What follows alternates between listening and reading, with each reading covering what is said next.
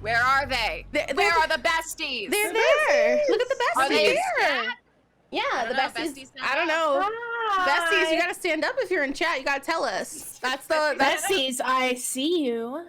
besties. I can't see you. Besties, I so see lost. you. Oh no, besties, we're lost without you. You gotta say hello if you're in here. Oh, I forgot to switch our emotes. Will I ever remember without the mods reminding me? Absolutely not. While I do that, but hi, hello. Man, mods are so powerful. Guess what I learned? Any like bits or subs? Actually, go to the mods tonight for doing such a dang good job. Yeah, tis true. Out. So if you want to tip the mods, that's a very good way to do it. The mods also have their own Pally GG page. You can do exclamation point D2D mods to find that page as well. But yeah, welcome to Death2Divinity, the first all-fat, all-queer D&D 5e actual play show and podcast. We are going to go around and introduce ourselves in just a second, but I do have some housekeeping that I do want to do really quick. So, number one, hi, hello, you made it. I'm so proud of you. Number two, if you have not RT the Going Live tweet on Twitter or engaged with it, that is a free and easy way to support the show. If you have not hosted the stream, that is also a free and easy way to host the show. If you don't know how to host, go into your own Twitch chat, type /host, and then type Mermaid Royal, and that's a way to host. There's also a host command for you. Number three, chaos, as always, is on the table. You can do exclamation point D2D tips at any point to find our Pally GG page. At every 250, a chaos event unlocks, which honestly tonight might be fun for y'all to unlock some chaos, depending on how things are going, with how last episode ended. So there's that. We are 162 subscribers on our YouTube channel. KM has promised acts of kindness for every 100 that we get during show. That is about 40 subs away to 200. So if you want to do that, you can. We are currently at 94 patrons on the Patreon. At 100, which is 6 away, you get an extra dice giveaway. If you don't know, every episode of D2D has a dice giveaway from Die Hard Dice, a $50 dice gift card that you can use on whatever you want. We also have a code with them because they're so kind and support us. If you use the code Death2Divinity at checkout, you get 10% off. So yay! What else do I need to tell y'all about normal housekeeping stuff? I'll say a thing. Twitter. Listen, the chaos bar is there, but only if you really want it. You know, if tonight is the night for violence, I believe you, I trust you. We'll go there, chat, but know that it is not chosen. Google has chosen lightly. violence. You're muted, as always. Me? Yeah. Google. What? In Google. Oh! Mm-hmm. But I'm completely. I think it honestly automatically mutes me every time. It you does. let It in. unmutes I me don't too. know. It's a microphone setting. You have to unmute it. Oh. I thought when too many people entered, it just gets I'm sad. so Sometimes dang it happens. sad. Cataclysm, thank you for that $20 tip to the team. Jude, What? have we talked about Twitter goals? No, I'm going to talk about it now. Excellent. So, if we hit, well, no, not if, when we hit 2K on the Twitter, we'll be giving away 2 copies of Fat and Queer, which Sam has an essay published in. We are about 140 away from that goal over on the Twitter, which is very exciting. So go follow us on Twitter. Also go follow us on TikTok. I will be posting more TikToks this week. You'll also get a Brian and Yastira playlist when we hit 2,000 on Twitter. Yeah, if you want sad gay sauce, I've already seen it. It is very sad gay sauce. Go follow Death2Divinity on Twitter. Now, besties, I'm gonna turn off the music for this so that we can talk about this. Besties, we have something to tell you. We have something important to tell you. So, if you don't know about Penwood Studio is an independent podcasting studio started by Liza Penrose and Celeste Conwich, and they are both very prolific people in the TTRPG space. Lisa has worked with DM's Guild for quite a while. They were also in Tales of the Mist. They're a pillar in the TTRPG space for sure. Celeste Conwich is the creator of Venture Maidens, which was one of the first, I believe, women. I think the first all not man. The first all not man D&D show to pass 1 million downloads. Podcast downloads. Yeah. So yeah. Super cool. So those two are the leaders of Penwitch Studio, which is an independent podcasting studio.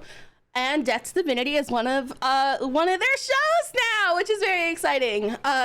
It's very exciting. It's a very big deal, and we're very excited to be working with them and also to be creating content with them. Speaking of the podcast, your bestie, me, is now on ADHD medication, which means I can edit the podcast again, which is why there haven't been episodes. So I started ADHD medication this week, which is very exciting. But what that means is more content for you. So yay! Woo! So episode 5 should be out on Sunday night probably. And then episode 6, so we'll be releasing episodes bi-weekly moving forward. So episode 6 should be out not this upcoming Thursday, but the Thursday after that. I don't know what fucking day that is. Don't ask me to do math. I can't tell time. So anyway. Math puzzle in session. It would be November 4th. November 4th. So episode 6 will come out November 4th, and so on and so forth until season 1 is up on wherever you can get your podcasts. Speaking of podcasting, the VODs for Death2Divinity will be also going up on YouTube very soon. I have to go through and cut all of the beginning break stuff and make them cute, and then they'll be going on YouTube. Other things that are going on YouTube from probably this week forward, Mysteries Behind Divinity is now going to be a Patreon exclusive, meaning that we'll be streaming on YouTube Live, which is our YouTube channel, and then that VOD will be available for y'all so that I don't have to do anything with it. So all of the Mystery Behind Divinity episodes that we've already done are being put onto our YouTube channel on an unlisted thing, and then y'all will just get the links for those. That was always the intention with Mysteries Behind Divinity. We just really like the live aspect. So now that we've tested that and done that, we are now moving Mysteries Behind Divinity to YouTube, and it will be more low-key and chill. We're gonna be playing games, probably Fortnite or Knockout City. We're gonna treat it as friendship time. So yeah, we're gonna do friendship time, and we can answer questions. Yeah, but mostly, we like hanging out with each other. And so you're invited sometimes. So we're gonna be doing friendship time, and y'all are invited. Speaking of friendship time, the best way for y'all to get us to make more content is subscribing to the Patreon. There are lots of projects that we want to do to enhance the show, and also side projects that some of us want to do. Like Cam and I really want to do a reaction podcast where we watch either bad shows or just media in general and critique it and talk about it. You watch every Shane Dawson video canonically from the first to the last. No, I will quit. Anyway, there used to be a show called there used to be a podcast called The Worst Idea of All Time, is I think what it was called. But what they did is they watched Grown Ups 2 every week for a year. Every week? No, absolutely not. Anyway, the best way to support us is to subscribe to the Patreon. There are other cool Death2Divinity related things that we would like to do. And the only way that's possible is if the show continues to grow. And you all are a part of that. Thank you so much for all of the love and support that you've given us over the past few months as we are going into the back half of season 1, which is really exciting.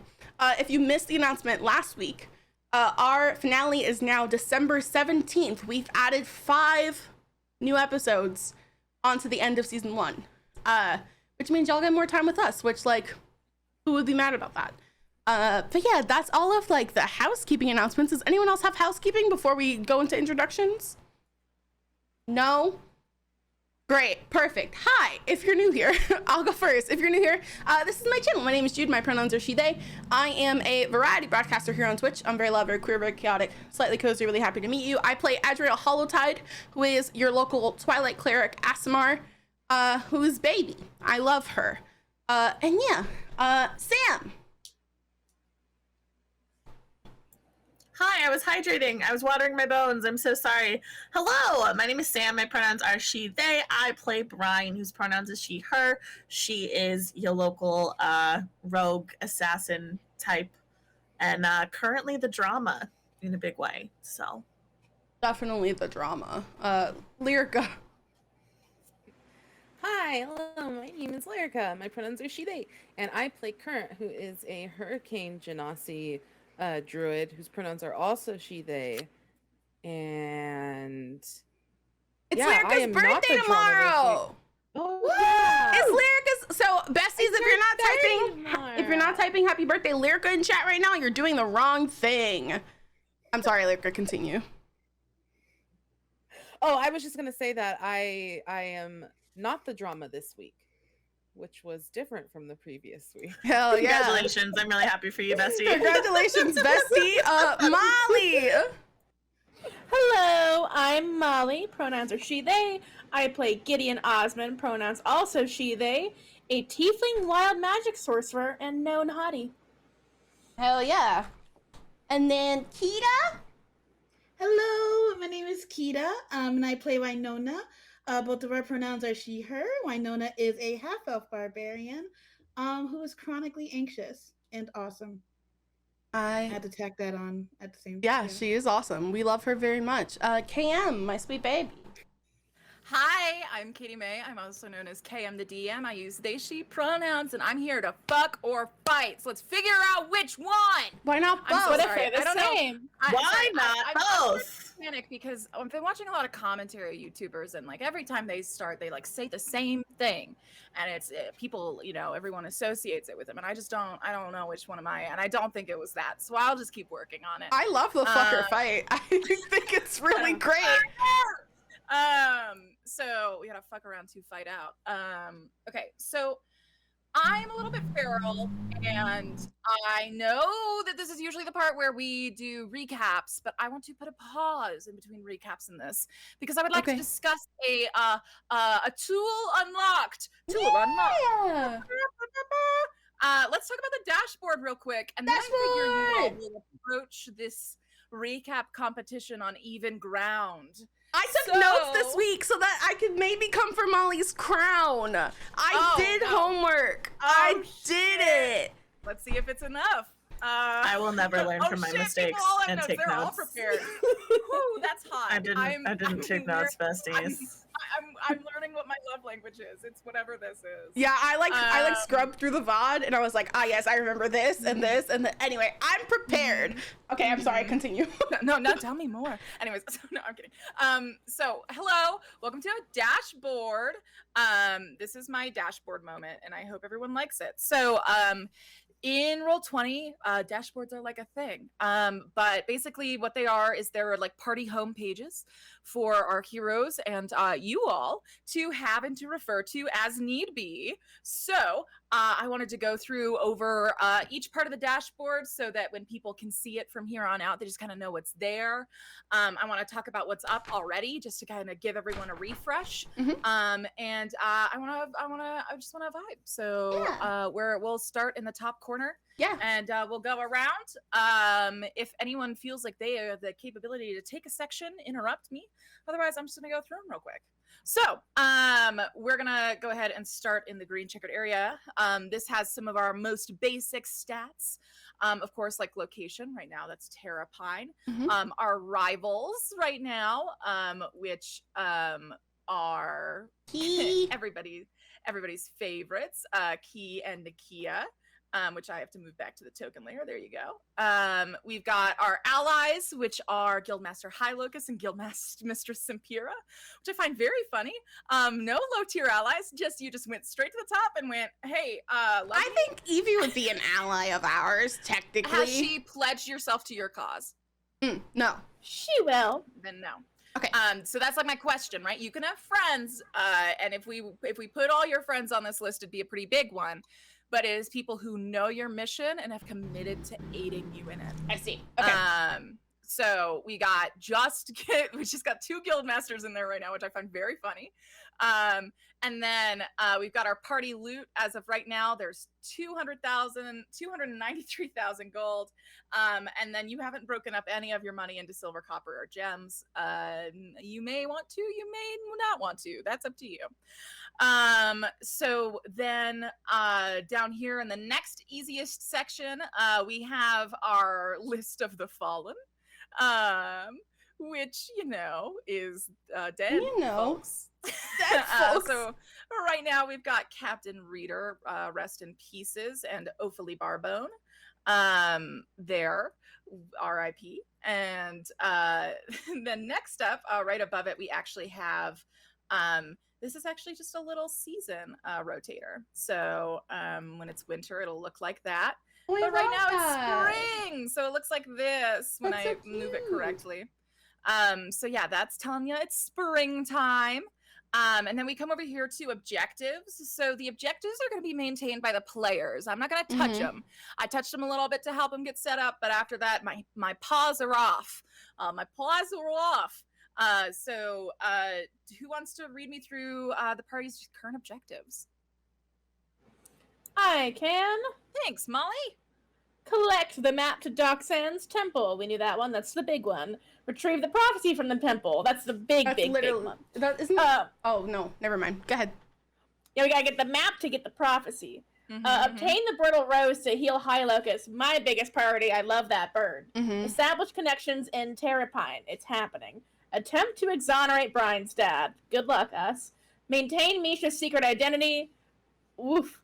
Yeah, prepare for Gemma's heist and get Brian's colossal wound healed. Yes. Is there anything I missed? We as a community, as a commune, as a polycule. Is there anything that we missed? No. Okay. Perfect. If we remember anything while we're talking, we can always go back and add it. And then this next little section nearby is you can see who's in the party, which of your allies are nearby, which right now are just Misha and Gemma, and then who is on the ship, which are right now your four little, I almost said lackeys, and then I almost said techies, and then I was like, neither of those words are right, bestie. You just have to move on. All of your crew. That's the right word. Interns. All of your interns. All of the interns. And then, so this next really tall column is your ongoing quests. So I wrote them all down for you just so we could start keeping them straight. I know I've thrown a lot at you. So to go down them real quick. So quest 1, you have been instructed by Kurthus's royal Osirov family to obtain the prophecy hidden in Doxon's temple.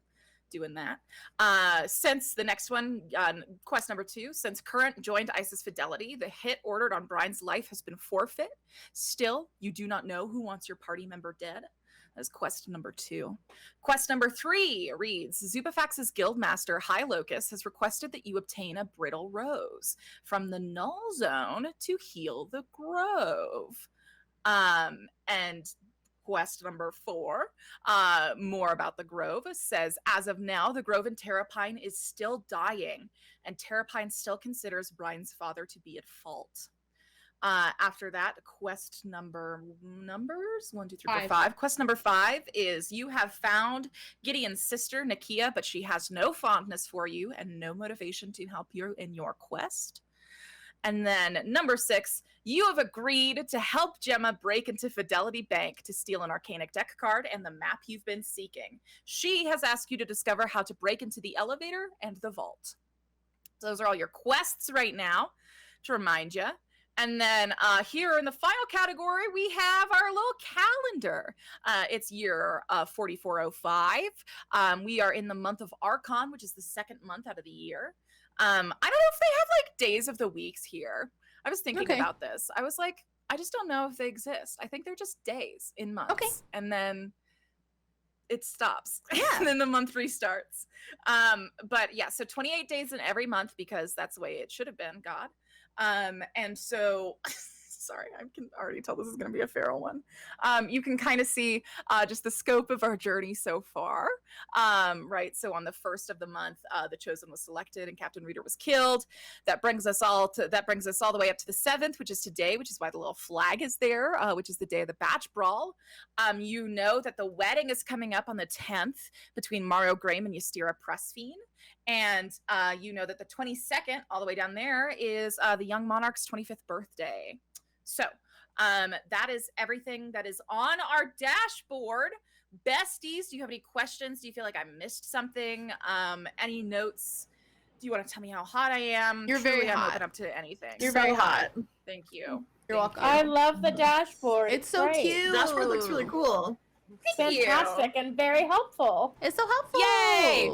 Now I don't have to only put the things in Notion. So most of this was actually from a marketplace creator in Roll20 that's name is Chibin Grove, and I think that's so pretty sounding. Thank you, Chibin Grove. You can go set this up for yourself. This is literally all them except for I think the days of the month. I custom made that, but I think literally everything else on here is pretty much them, except for a few little graphics. So I love that. I think it's so cool, especially as a DM. Like, you know, this took me a solid 45 to set up. If I had made all these assets, if I had tried to do this all by myself, it would have been like a 3-hour endeavor and I would have cried. So I love time management as a DM. So yeah, this is our dashboard. So thumbs up if we all understand it and think that nothing's missing. I'm looking for Keita and Sam to give me a thumbs up to tell me that they feel good about it. All right, cool.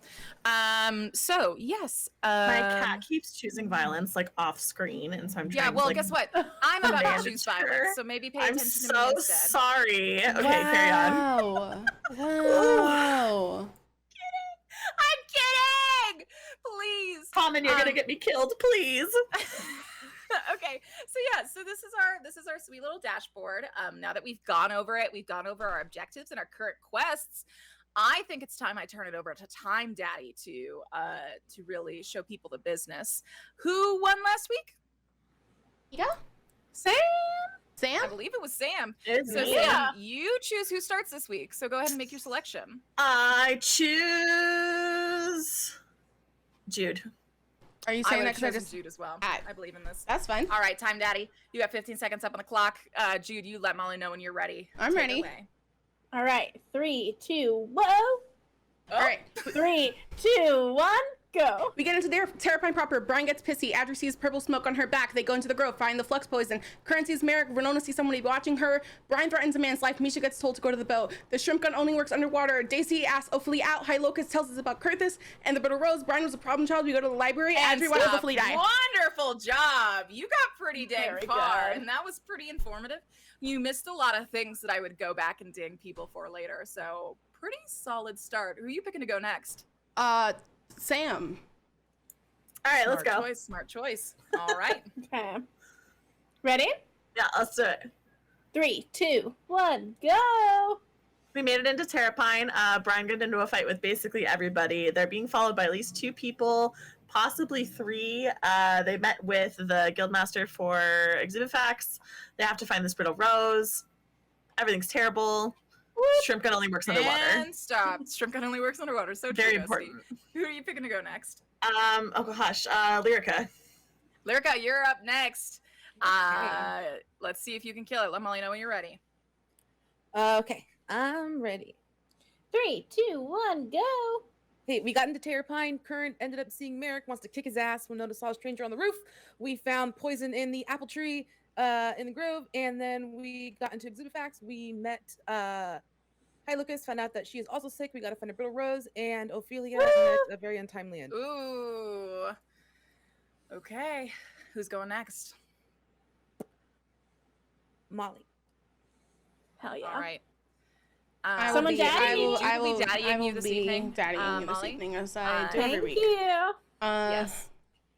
This is Jude's one. This is my one opportunity. Anyway, you ready? No, we were just talking last night about how there are different kinds of spoons. There are top spoons and bottom spoons. And I almost said, I was like, this is Jude's only top spoon. This is my That only doesn't top make no spoon. fucking sense to anyone. It is my only I top was like, spoon. oh, You're no. completely right. All right, Molly, you ready, my sweet bean? Yes. All right, ready? 3, 2, 1, go. Current sees Merrick. Winona sees someone else. We find poison from the Iron Enclave, specifically from Spider Mommy. Open up the apple, poison within. The guard is really sketchy. We go to Exubifax. Guildmaster's not feeling well. Eyeballs. Current's Ding. parents are alive? Ding. And then who's the last? Kita? Oh, that's sweet Winona. Kita. It's me. Okay. Let You me ready? know when you're ready. Yeah. 3, 2, 1, go. The Grove is poisoned down to the core. We're being watched, but Current is watching Merrick. We visit Brian's home. We visit Exubifax. High Locust reads us all for filth, tells us to go get a rose. Current's parents are alive. Ophelia's dead. What? Beautiful work. Yeah. Beautiful fucking work. That's finally some good fucking food. I'm just kidding. That was actually, honestly, I think everyone's like best run to date. I'm really impressed. I would like to see it get more competitive with swords by the end of the season. Who knows? No. But wonderful work. Very into this. Well, lovely job. I'm trying to think if there's anything that was missed. I don't know if there was. No, I think you actually nailed it this time. You even got the Corsica bit in there, which I'm super thrilled about. So great job, gamers. Still only one of you are gonna get inspo, but good work, good show. So yes, chat, please vote. Let us know who deserves inspiration. Well, I, for now, ask my players final wishes, final demands, final pleas for help before we start the session tonight. Papa, Yes, I love you. Say back. I love you so much. Please remember this. I love Please remember you. this essential fact. My love for you Papa. is so expansive. Yes. So expensive. May I get a bit of birthday inspiration? Ooh, a request for birthday Spicy. inspiration is granted. Yay! Here's the thing. This birthday inspiration, it's like the crown in Mean Girls.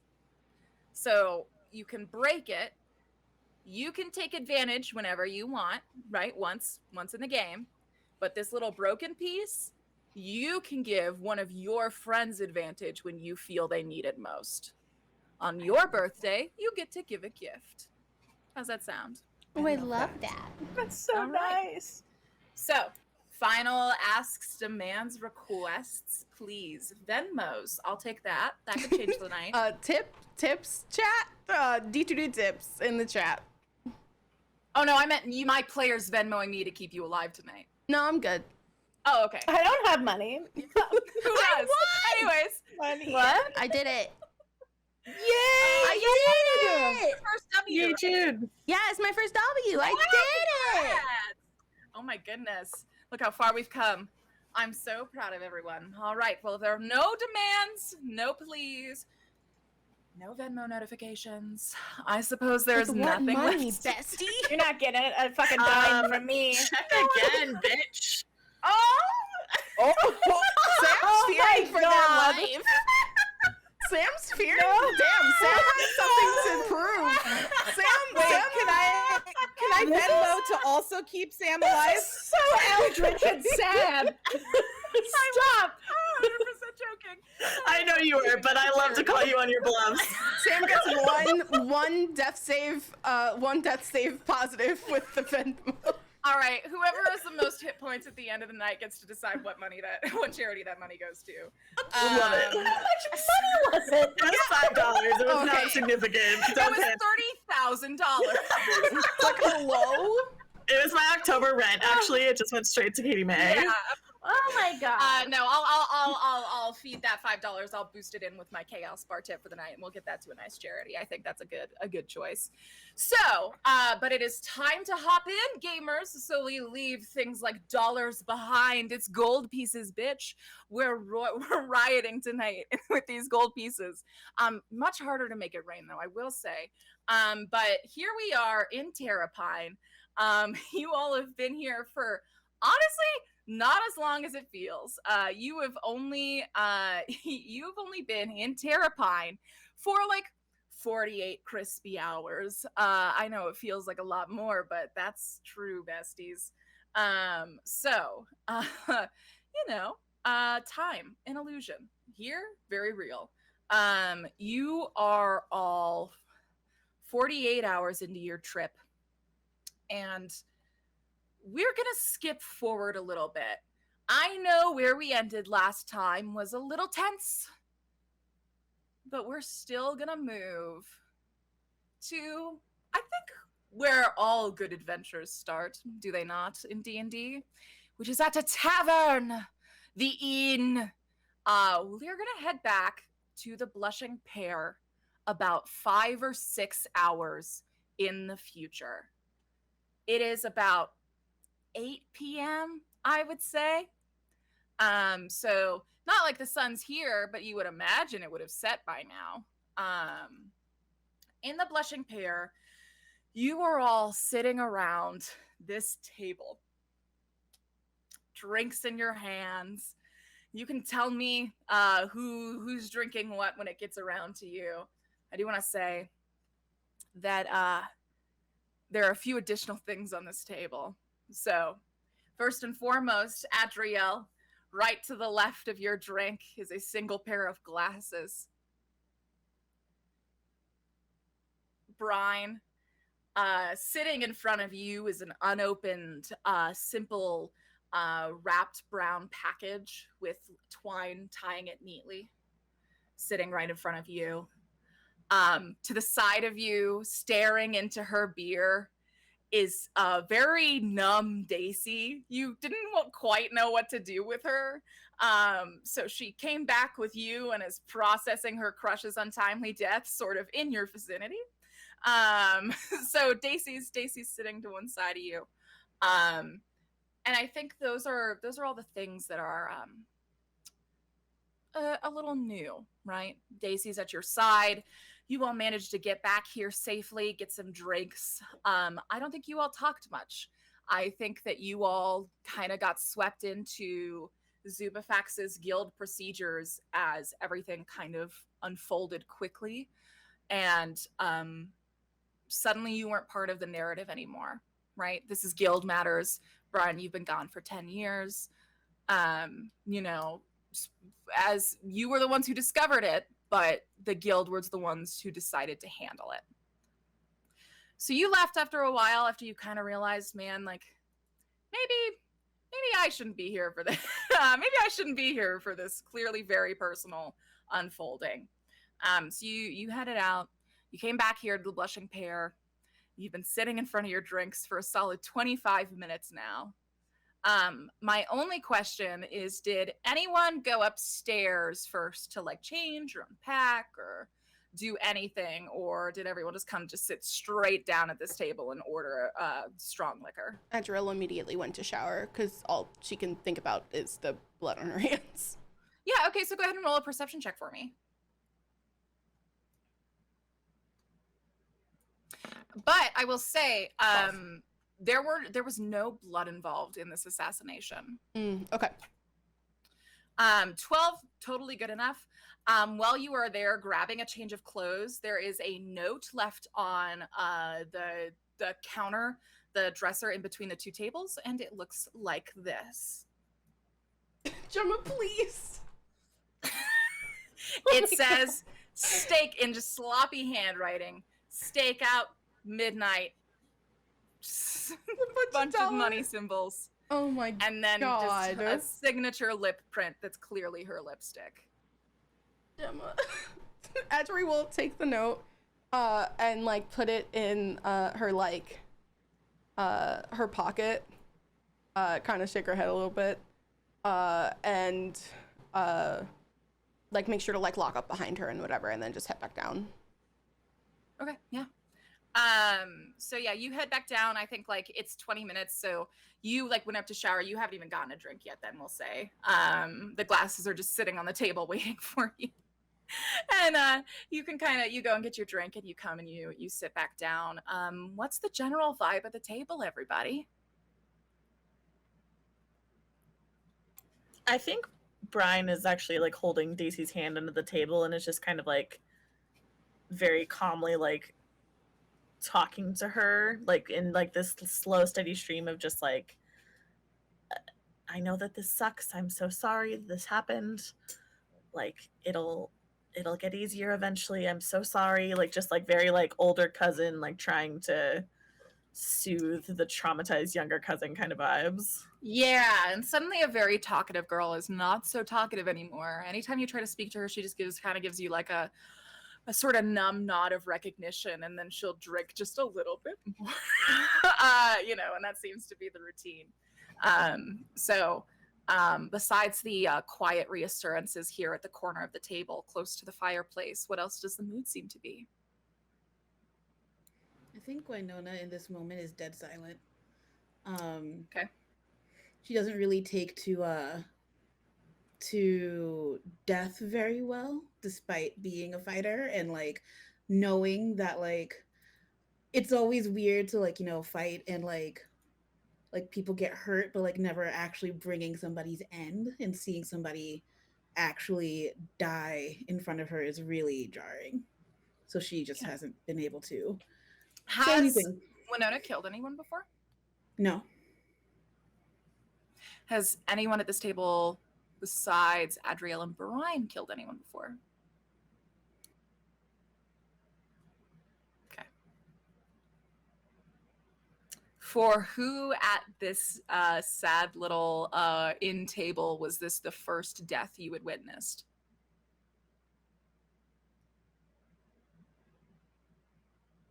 I would say it's probably Kern's first time witnessing a death. Okay. So Kern and Winona. What about Gideon? I don't know when, but for some reason I sense that Gideon has seen someone die before, either in like an Ooh. accident. To be unpacked later. You and I can work on that. I love that. Okay. Yeah. Rad as fuck. Okay. So yeah. We're all just kind of sitting. Current, I am interested in what like Current's energy is. Are you joining in the silence? Are you the one who's like, I gotta rally these folks? Like what's going through Current's mind?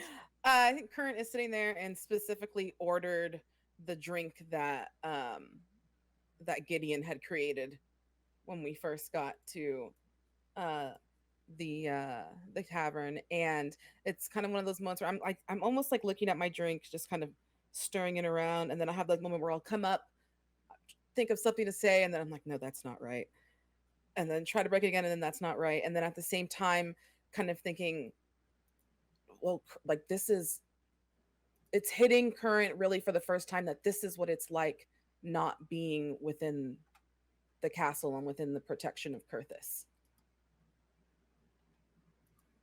Does anyone miss Kurthus in this moment?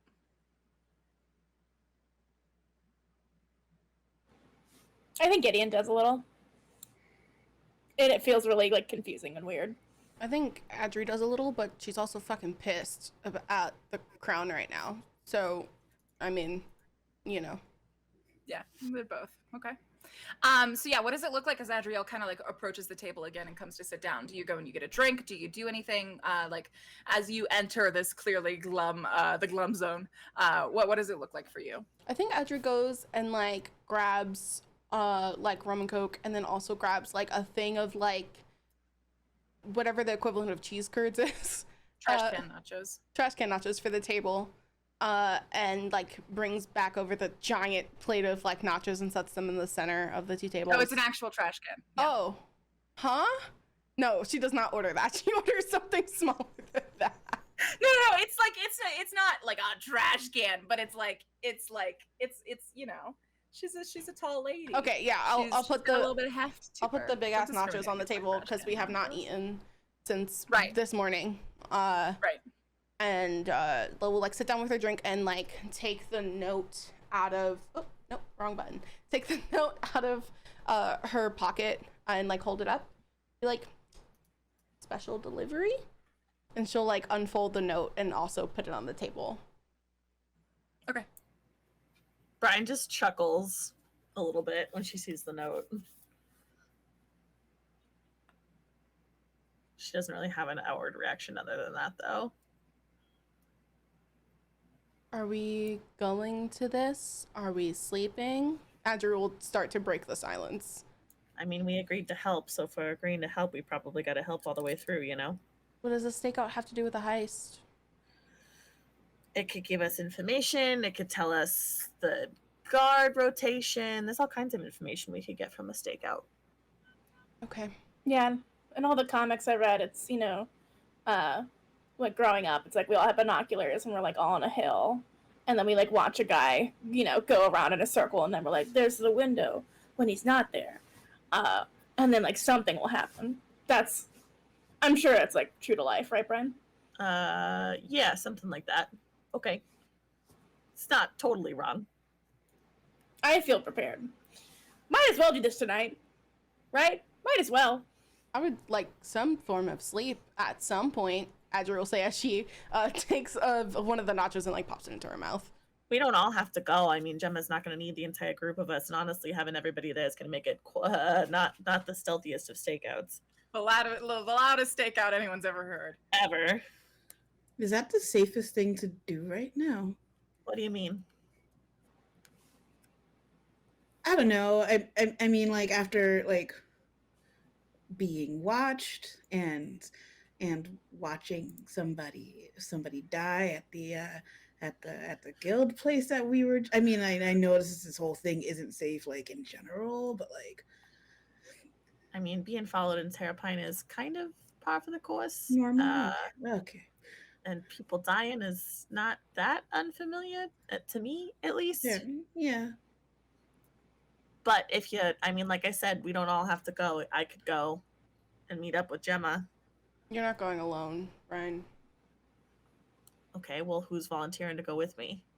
It is at this point that coming through the door, I actually think most of all, Winona would recognize Trinity come inside.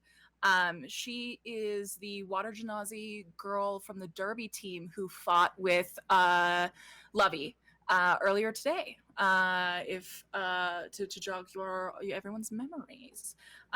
You actually notice her. Maybe also like the same person who, I don't know, like if someone was watching, maybe saw leave Nettie's room this morning. Comes, I see. I am now realizing that 2 people Venmoed me. I'm now getting the notifications in.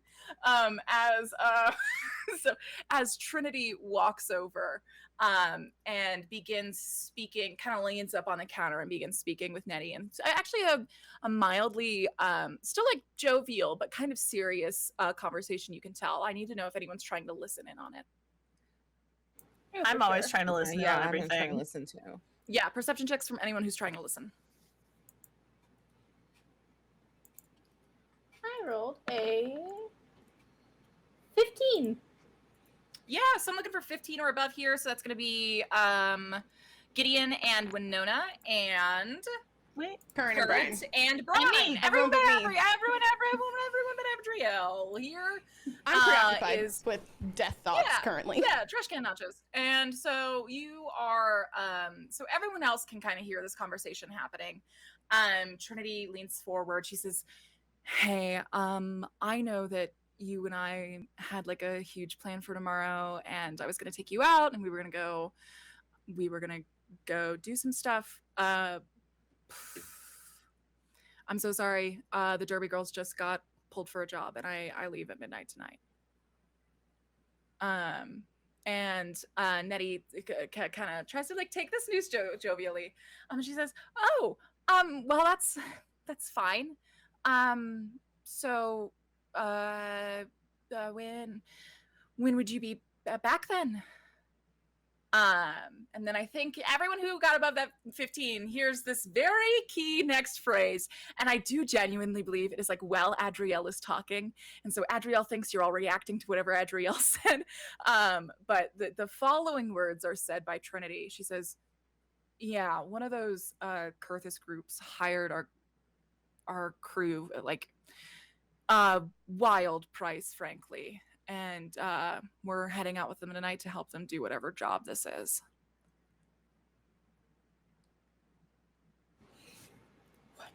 What? Gideon's looking at Winona. What?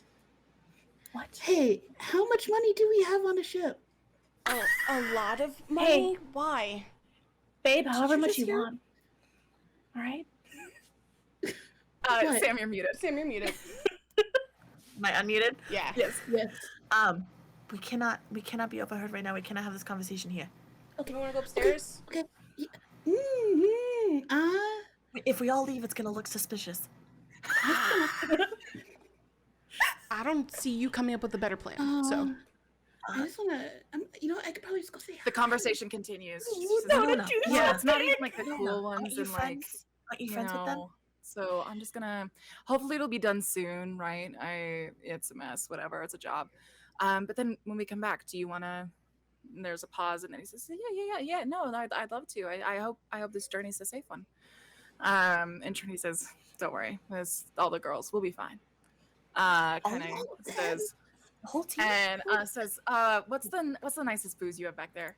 And after a long pause, Nettie turns around. She says, "You can't afford my nicest booze back here. Can I- What do you want?" Adriel, We can you can't afford afford that? Adriel. Go, Winona, go. Winona, go talk to her. Go stab her. Listen, Winona, give me a second. Can I have some gold? I don't know how much gold you need. We spent over No, 60 gold today. How much ever it takes to buy her whatever nice alcohol she wants. Just Yeah, give Winona, us I'm just gonna walk up and offer him Okay, drinks. They're gonna- we heard him. I'm going. She's gonna buy them drinks. Just give her a Oh, pouch. Here, okay, yeah, just give here. Thank you. Do you want backup? Are you going alone? Don't make it weird.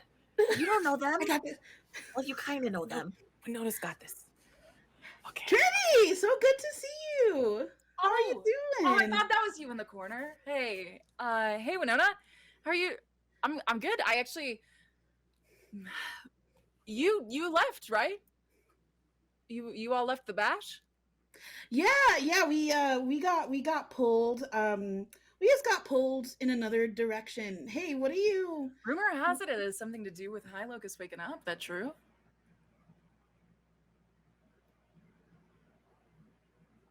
Who? No, sorry. There's just everyone's gossiping, and I'm not a gossip. I'm usually not, and I got caught up in it, and I shouldn't have. I'm so sorry. No, oh my God. That's what everyone. I'm so sorry. What you drinking?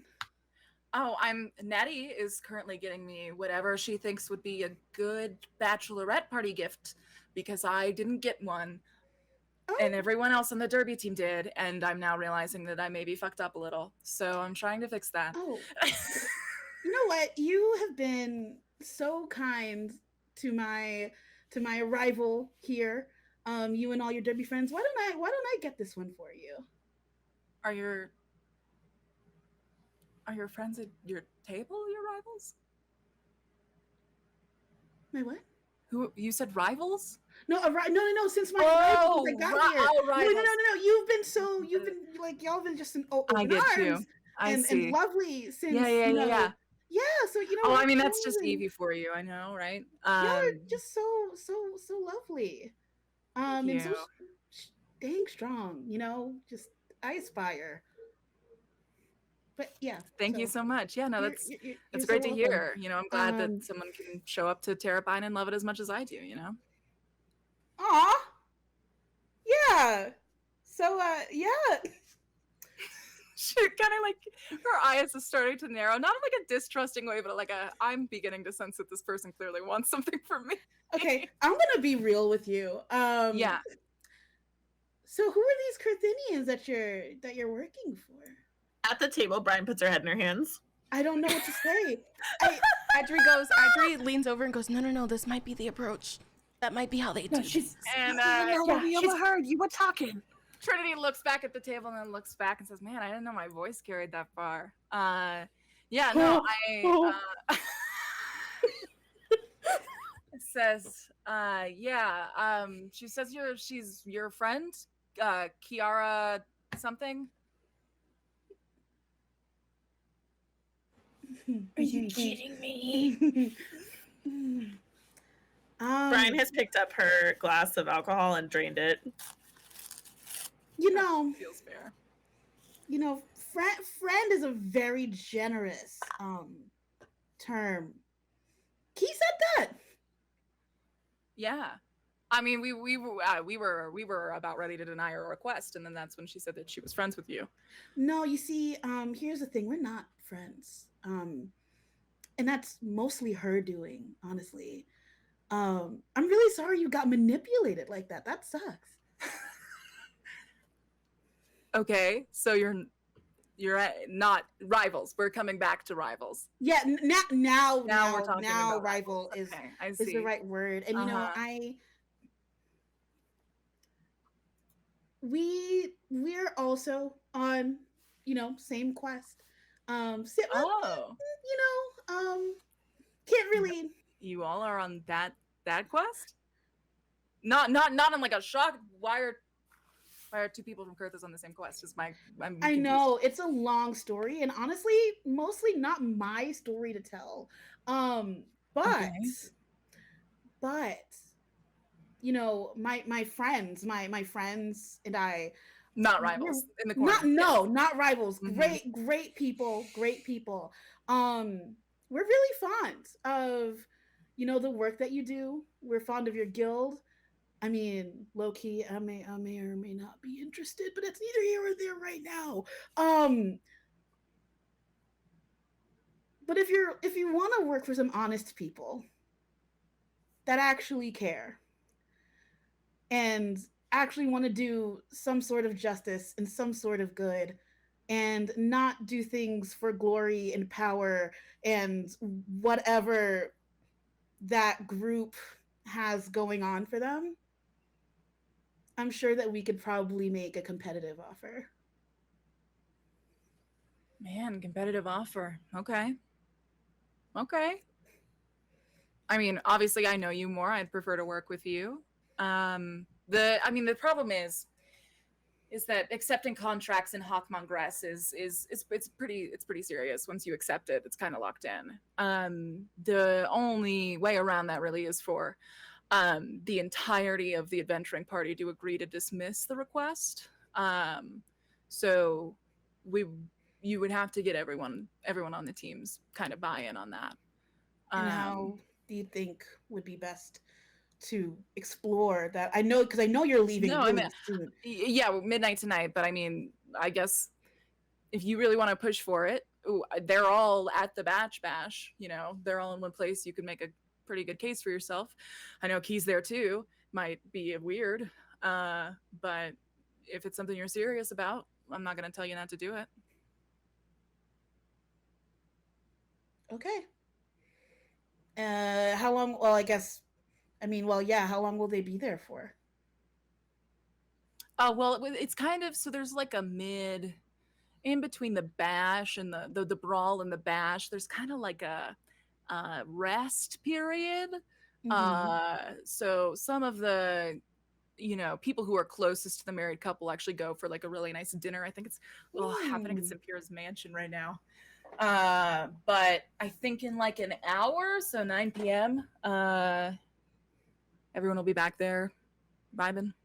Okay. Okay. Dope. Cool. Well, here is the gold that I for your gift. I hope they enjoy it, and Oh man, no, that's so sweet. You don't got to do that. I'm I not the wanted person to. I want to. All right, all right. I'm not gonna say nice to a nice girl buying me a drink.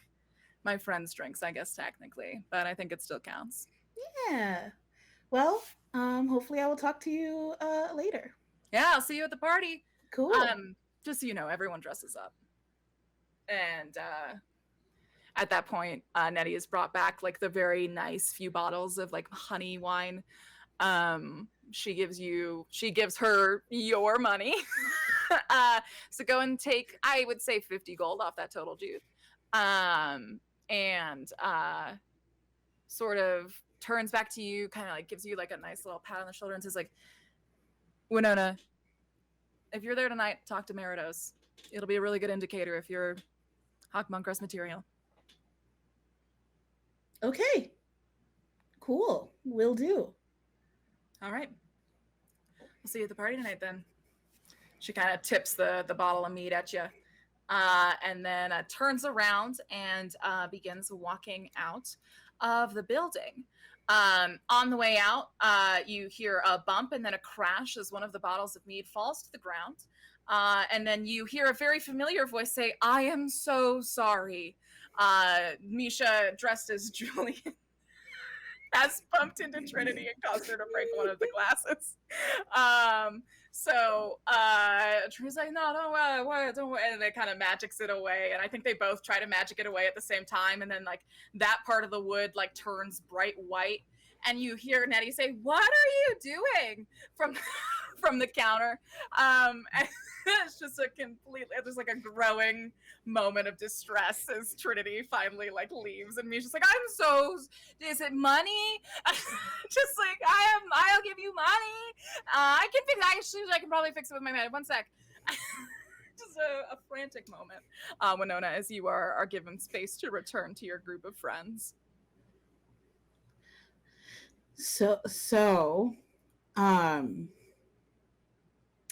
Key hired the Derby girls.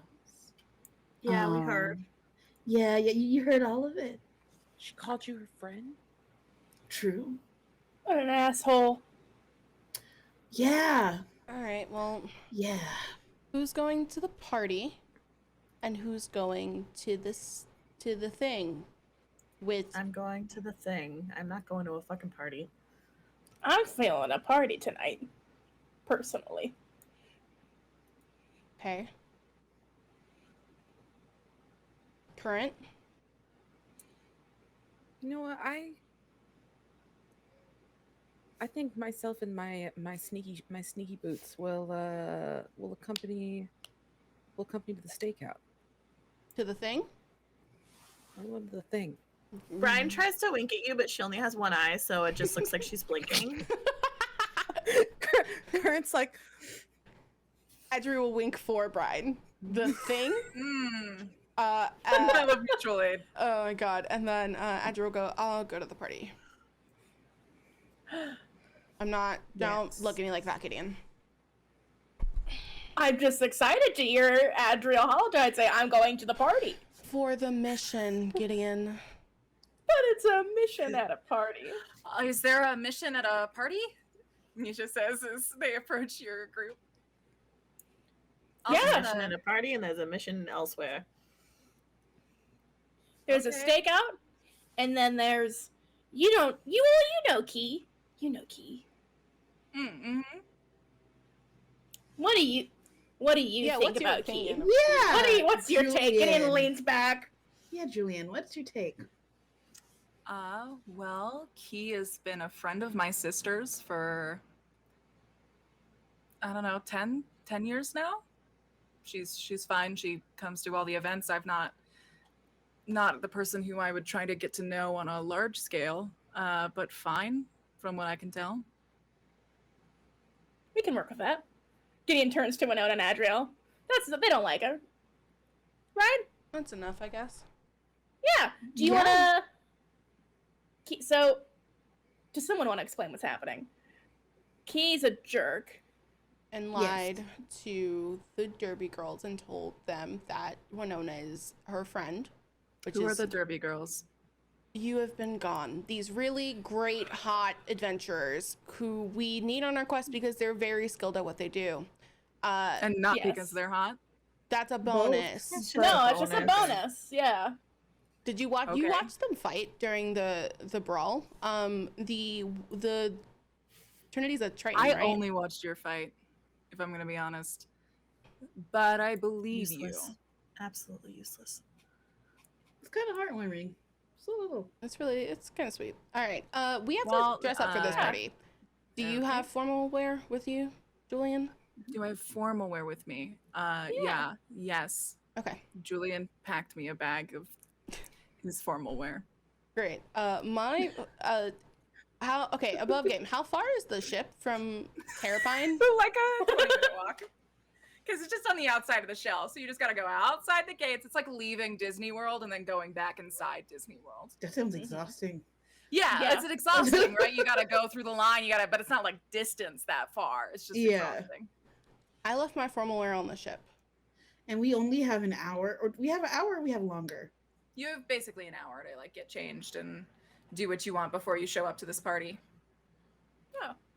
Okay. Well, then, yeah. Yeah. Well, I left my formal wear on the ship, so I have to go back to the ship. If anyone else has to also go back to the ship. Yeah, I don't just carry around. Yeah, I didn't bring it. I didn't think we would need it. I always have one, but the one I brought, I don't actually want to wear at night. You know, when you pre-plan an outfit, but then. Hey, Do you all want to wear Kurth's formal wear, or are you gonna get like? What is wrong with our normal clothes, Julian? I Well, don't here's- understand. No. I'm okay. We can pick on me, or we can enjoy my valid point, which is that you're being invited to a party and you don't have culturally appropriate wear. I think that might So- be smart. Also, I didn't walk with formal wear because I assumed that we were coming down here to fight, not go to parties. Are the shops still open? I Yeah. also thought that. I mean, every party I've ever been to in Terrapine, it's not been like black tie. You Yeah, put me in because the like window when you're seats telling up you to and dress stuff up, in the ER. it means something very different from a member of the arcane, like the arcane on telling you to dress It's up. probably right? fine. Put on some lipstick and I don't know, If I'm brush the hair. if I'm going to show off against my fucking rival, I am going to show up looking like a goddamn snack. Yes. I am not Yes. going to be refused. I'm not losing against Key. Well, no, you don't have to dress formal to make that happen, though. Look at you right now. You look great. But still. Brian, what time do the shops in the True. tourist district close? Do you know? Depends on the shop, but we also got all those clothes earlier. I'm sure that y'all could do something. What That's current true. fashion? It's called fashion. I'm sure Fashion. you could Mhm. make remember, something you got it. fashionable. Yeah. Okay. Let's go upstairs, change, kick ass. You guys be sneaky. We'll reconvene here later tonight. How's that sound? Great. Is that the plan? Yeah, All I'm right. gonna keep wearing what I'm wearing because it's all black, and so it will allow me to blend in. Yeah, you're dressed for the occasion. You're doing good. Yeah. Edri downs the rest of her drink and then takes a huge piece of the nachos and puts that in her mouth before pushing away from the table. Gideon gestures to the nachos and then to Misha. What are these? These are trash Nachos? nachos. Trash nachos? Yeah. Eat them. It'll be good for you. They're like Did they- Kurth's cheese curds. Did they come from the trash? No. No. I would don't not do- feed you from the trash.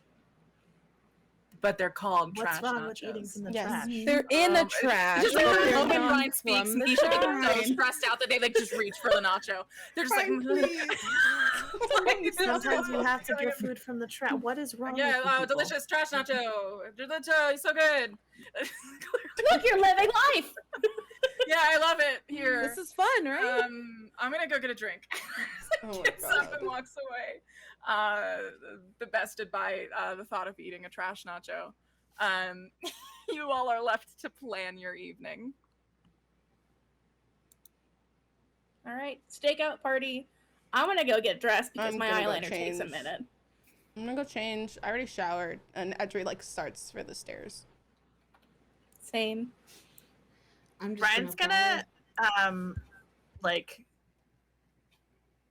kind of tap Daisy very gently on the knee. Yeah, what's up? Do you want to go upstairs and take a nap? Or do you want to go home? I mean, I should, I mean, I'm the closest. Oh my gosh, do your voice? I'm losing it. Do you want to go upstairs and take a nap, or do you want to go home? Well, I mean, I mean, I'm the kind of the closest thing that Jazz has the family, so I think I think I need to rally for the party. So I'm gonna try and do that. You want to go upstairs with them then and get ready? Oh no, I promised. Oh my gosh, I missed the dinner. I gotta. Oh my god. Daisy kind of like sets the drink down and says, "I'm supposed to be helping Jazz through a nightmare dinner at Simpira's mansion right now. I'm not supposed to be doing any of this." A nightmare dinner. Yeah, that's what she phrased it. She said it was going to be a nightmare dinner, and What then does she that wanted me mean? to sit next to her. I don't know what it means. I don't know what nightmare dinners at rich people's mansions look like. She sent me clothes like 2 weeks ago because I don't have anything to wear to go to a freaking mansion party. She's like standing up. Brian is concerned. Yeah, fair. Yeah. Yeah. So I'll see you later, cause it was so good catching up. What with you. time was the dinner? What time did it start? 10 minutes ago. So I'm gonna go. Okay. I'll see you later. So Brian's gonna, once Stacy leaves, Brian's gonna swing into the seat next to Current Okay. and lean in and go, what are your thoughts about stopping by your guild's master's house on the way to meet Gemma? You mean about this nightmare party? I just want to know what that means. I'm just, You aren't you know, curious? I'm curious. I also want to know what that means. We could swing by. I think we should swing by. Yeah, we don't have to go inside. We could just like observe from the outside through the windows. Yeah, that's fine. Just like a quick checking Just like it a quick out, and then move, we're on our way. and then we can go meet with Gemma, and then we can do the stakeout, and it'll be fine. Yeah, just a little bit of extra insight. Well, Great, it's okay. not gonna hurt. Yeah. Is this what you're wearing, or do you want to put on like something darker? Yeah, I have there's some dark clothes up in the room. I'll just throw those on real quick. Okay, great. Okay. Perfect. I'll be here. And Current's gonna run upstairs just to throw on like a basic black leggings, black shirt, and then quickly come back down. All right. I think I'm ready. Okay, great. You let's go. And I guess they're gonna leave the tavern. Do you say goodbye to your friends, or do you just leave before they Brian? catch you? Brian probably doesn't say anything.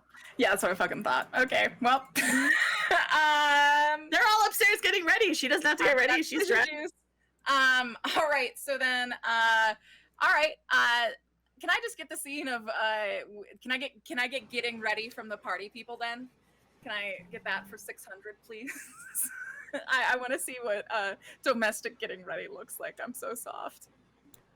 I feel like Gideon, like, very naturally is, like, helping Adrielle with their makeup. Being like, let me, like, hold on. And is, like, doing their lipstick. And then, like, turns to Winona and is like, do you want help? Do you need... Yes, please. I mean, I already kind of, yeah, no, I didn't walk with any pretty stuff, which I miss. But yeah, please help me. Oh, yeah, well, we will help you. You always have to be prepared. Fair enough. Gideon's going through their, like, giant, like, not magic, makeup bag. It's not magic makeup. Or maybe it is.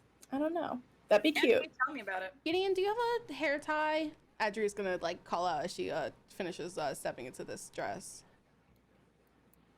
Oh yeah, 1 second. And then there's that very, like, the sound of someone, like, rattling through a bag that is not organized. That's just makeup thrown into it. Mm-hmm. It's like, oh yeah, I have one. Thank Okay, you. a full Christian minute and a half passes as you try to find it. Yeah, and I think Adri's gonna hold the hair tie in her mouth for a second, and like is like standing in front of like whatever small mirror there is in here, and she's gonna like braid the like little top section of her hair all the way down and like tie it at the end and like swing it back. As she's like watching Gideon do Winona's makeup. I keep picturing that meme of the one girl sitting on top of the other girl and leaning over her doing her makeup. Yes. This whole room, like Gideon doing like Winona's eyeliner and be like, okay, so what color do you want for the lid? And just like I And love it's just that. that. Like having like the good at makeup friend is so real. It's so real. That's beautiful. Okay.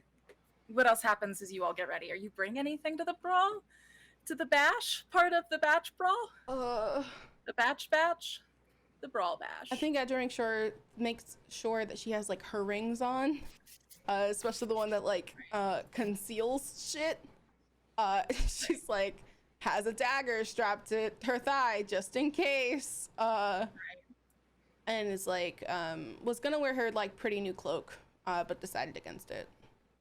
Okay. Winona always keeps that thing on her, keeps the axe on her.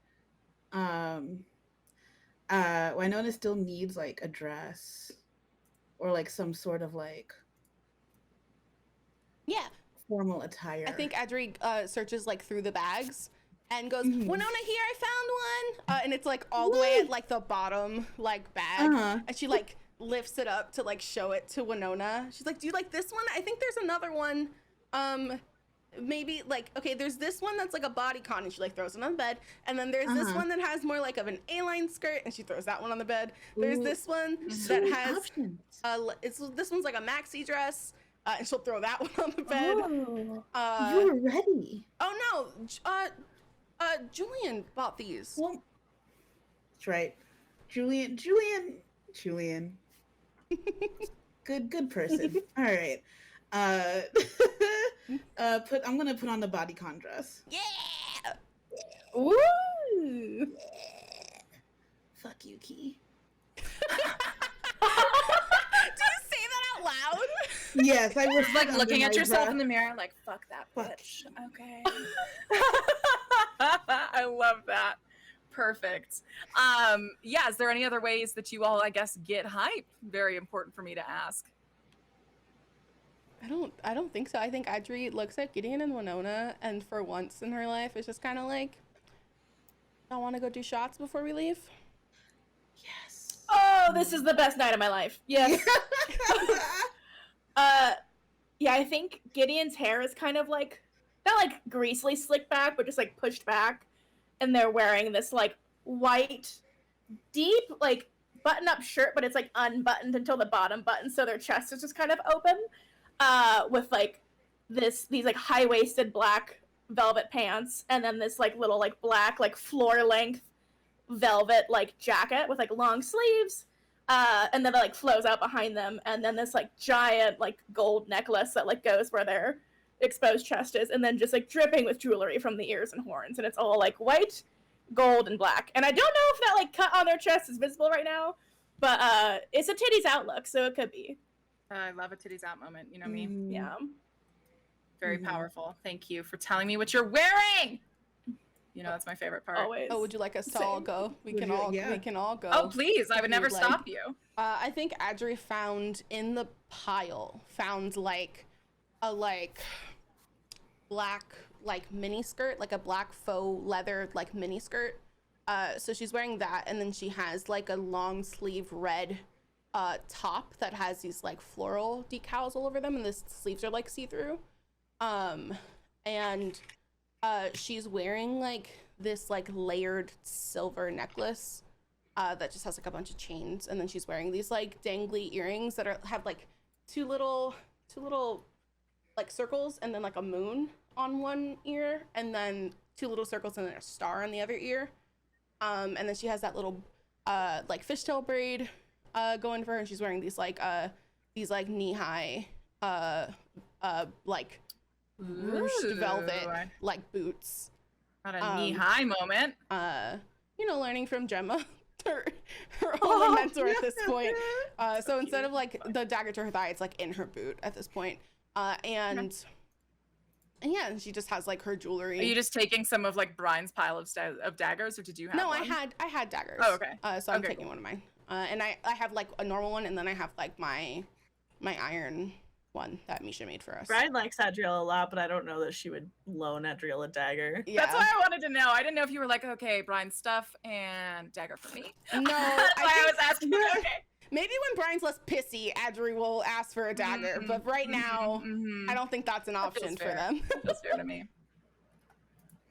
And the dress that Adriel handed me, I was like, Andrea. I was gonna say Andriel, and I was like, what? No, the dress that Adriel handed Winona is like a long sleeve, like kind of square neck, like bodycon, like right above the knee hitting, like dress. And she's wearing her new winged sneakers.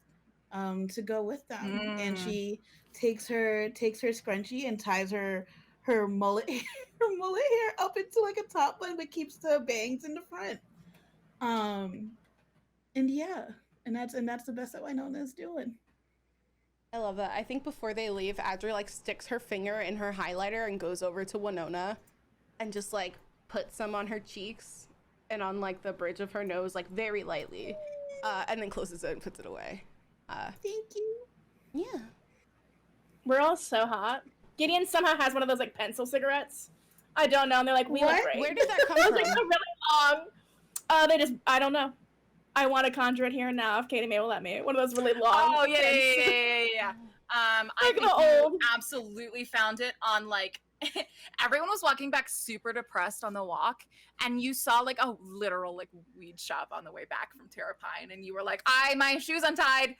And, like, you let everyone walk like 10 feet ahead, and then you were like, quick, give me whatever's worth 5 gold. And I think that's how you got this. This is a mental health purchase. Okay. Thank you. You can't excuse everything forever with that, but tonight is a fun night, so I will let you have this one. I'll have whatever I want, including this 5 gold cigarette holder that I know you think is cool. Would you like to try some? No, I'm okay. All right. Let's go. We all look amazing. Winona, Adriel, ass-kicking, hot headspace. I know we're in it. I want shots. Adriel's gonna go But downstairs. yep. Yeah. Adriel's gonna ignore that and just be like, I want shots. Adriel's still seeing the dead girl in her head. I need y'all to understand that she is very Fair. much like, Yeah, I'm fair. traumatized. Yep. Let's go do shots. I'm really loving this Adriel tonight. It's the trauma. Adriel's gonna mumble I don't- as she goes downstairs. No, not that. I just he's like frantically apologizing as they're going down. No, I don't love it that you're traumatized. I just love it that you're fun. I mean, not that you're not fun when you're not traumatized. I'm just saying that it's like, I like to vibe. Not that like hanging out with you in your lot like this is not vibe. No, we're like dealing with it the same way. Adri Winona's kind pushes of a just like shot into Gideon's. Actually, I think Adri like tilts Gideon's head up and like holds the shot glass to her lips, Okay. and like has her take it, and then puts it back on the counter. Winona's kind of just like standing back in shock because this is the first time she's hanging out with Adriel and Gideon by herself. Oh yeah, that's right. I was like, this is about to be like a third wheel No, evening. no. I think we're gonna assist with Winona kicking Key's ass. I think we just needed a moment. Adriel will take a shot. Like this is an energy, and I'm here for it. You know, I'm here for it. And Winona will go ahead and take a shot with them. Oh yeah. I love this. Beautiful. Thank you. Is Julian around for any of us Yeah. to hang out? Are they hanging? Misha has gone to that room that just the two of you rented.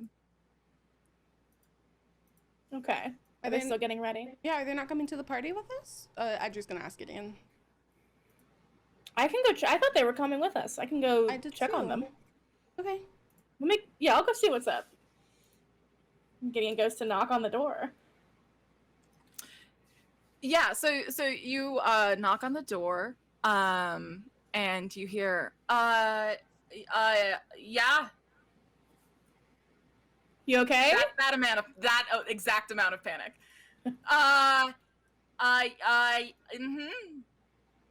Can I come in, please?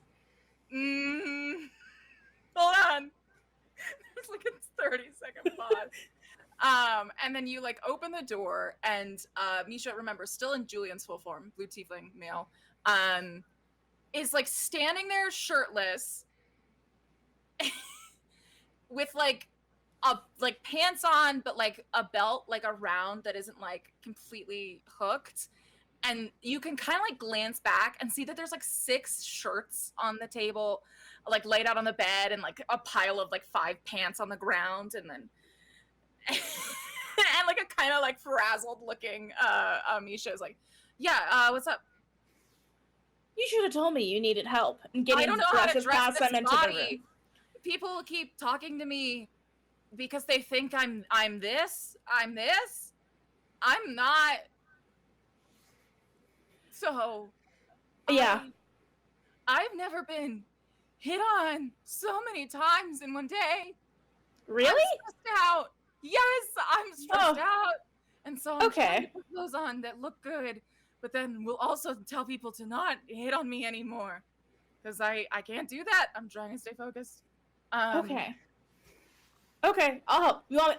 I'm just gonna go ahead and I'm gonna steer you in a direction. I'm gonna take control. I'm just gonna dress you.